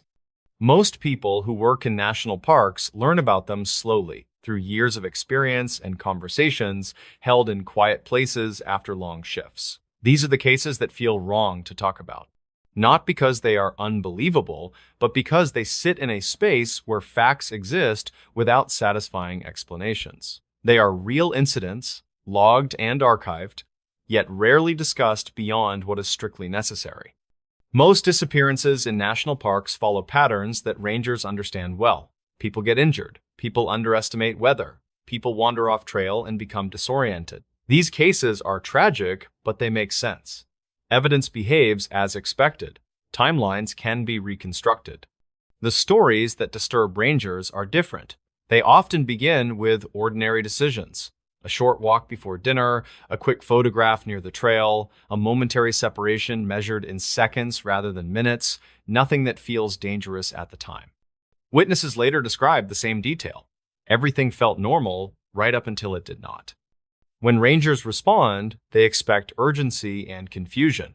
Instead, they sometimes find stillness. Campsites left intact, food untouched, gear arranged neatly, no signs of panic or struggle. It looks as if someone stepped away briefly and planned to return. They never did. Tracking dogs often provide the first sign that something is wrong. In routine searches, scent weakens gradually, breaks near water, or disperses with wind. In these cases, dogs track confidently until they reach a precise point and stop. Handlers describe confusion rather than fatigue. The trail does not fade, it ends. Footprints can behave strangely as well. Tracks may lead into open terrain and simply stop. In snow, one set of prints remains sharp while every other mark disappears. There are no signs of falls, slides, or turns back. Rangers document these details carefully, but they do not emphasize them. Reports are written using familiar language. Exposure, terrain complexity, delayed discovery. These explanations are reasonable, even when they feel incomplete. Certain locations appear repeatedly in these cases. Boulder fields where sound behaves unpredictably, dense vegetation that erases visibility in seconds, creek systems that vanish underground and reappear far away. None of these places are forbidden or hidden. Thousands of people pass through them safely every year. What makes the stories uncomfortable is repetition. Across different parks and different years, the same quiet details appear again and again. The same sudden absence, the same misplaced items, the same dead-end scent trails. Enough to change how experienced rangers listen to the environment. During searches tied to these cases, rangers notice other things they rarely write down. Radios lose signal only in narrow zones. Navigation devices drift slightly. Sound carries in strange directions or not at all. Weather shifts faster than forecasts predict. None of this is dramatic enough to alarm visitors. None of it breaks policy. Taken together, it leaves an impression that is hard to explain without sounding speculative. Some of the most difficult stories involve recoveries. People found alive after days or weeks sometimes appear calmer than expected. They struggle to explain where they were. They describe hiding from weather that never came, or following sounds they cannot clearly describe. Medical explanations exist and are usually accepted. Privately, rangers notice how often these survivors are found uphill, beyond logical travel routes, in areas already searched. The reason these stories feel wrong to talk about is not fear. It is responsibility. Rangers know that public panic creates more emergencies. They know that speculation can overshadow practical safety advice. They know that wilderness is complex enough without adding stories that resist easy explanation. So these cases are spoken about quietly, if at all. They are shared between rangers who have seen enough to recognize the pattern, but not enough to explain it fully. They are remembered not as mysteries, but as reminders of limits. Limits of technology, limits of tracking, limits of human perception in vast environments that do not operate by human expectations. These true stories from national parks are not meant to scare people away. They exist because sometimes the land does something that leaves no clean narrative behind. And the people closest to it understand that some truths are not hidden. They are simply difficult to say out loud. As more of these cases accumulate, rangers begin to understand why they feel wrong to discuss openly. It is not because they lack facts, but because the facts do not settle into a shape that feels safe to explain. One of the first things rangers notice is how consistently these cases resist urgency. There is no obvious emergency moment, no scream, no sudden weather disaster, no visible threat. The person simply stops being where they should be. Searches begin quickly, often within minutes or hours. Teams move with confidence, believing proximity will work in their favor. Dogs take scent strongly. Helicopters prepare flight paths.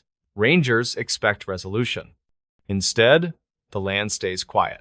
Certain environments appear again and again in these stories.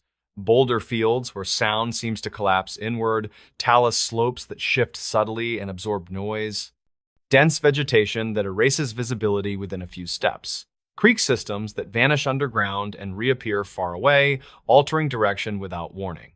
None of these places are unusual. Visitors cross them safely every day. What unsettles rangers is how often disappearances cluster near them without warning signs. Timing repeats as well. Many of these cases unfold during transitions. Late afternoon sliding into evening. Clear skies giving way to sudden fog. Calm mornings interrupted by storms that isolate one individual while sparing others nearby. Rangers describe it as the moment the park changes personality. During searches tied to these cases, technology begins to misbehave in subtle ways. Radios lose signal only in narrow pockets. Navigation devices drift just enough to matter. Batteries drain faster than expected, even in moderate temperatures. Terrain interference explains some of this. Rangers accept that explanation. What they rarely say out loud is how often these failures align with disappearance locations. Sound becomes unreliable. Voices echo from directions that make no sense. Shouts vanish entirely. Searchers hear movement in brush that never produces animals or people. When teams stop, the sound stops. When they move again, it resumes at the same distance. None of this belongs in official reports. Some of the most uncomfortable stories involve people who are eventually found. Survivors recovered days later are sometimes calmer than expected. They show limited signs of dehydration or exposure. They struggle to describe where they were. Some repeat phrases that do not align with time past. Others describe hiding from weather that never came or following sounds they cannot clearly explain. Medical explanations exist. Stress responses, memory disruption, effects of cold or exhaustion. Rangers accept these explanations publicly. Privately, they notice how often survivors are found uphill, beyond logical routes, in places already searched. In fatal cases, the discomfort deepens. Remains sometimes appear in locations that teams had already cleared. Reports list delayed discovery. Rangers remember standing in those exact places earlier, confident nothing was there. These moments change how rangers move through the parks. They slow down in areas that feel wrong without being obviously dangerous. They double back more often. They revisit places that do not make sense. They pay attention when the environment feels unusually still. They do not talk about these adjustments publicly. Their role requires calm authority. Public fear complicates rescues and creates more risk. So the stories remain quiet. They are shared in fragments between rangers who have seen enough to recognize the pattern. Not as myths, but as cautions. Not as explanations, but as acknowledgments of limits. The land does not always behave the way people expect it to. And some true stories from national parks feel wrong to talk about, because once they are spoken, they raise a question no one can answer. What if the wilderness does not always return what it takes? And what if admitting that changes how people see places they trust? By the time Rangers reach the later years of their service, the discomfort no longer comes from any single case. It comes from accumulation. From realizing how many times the same quiet details have appeared without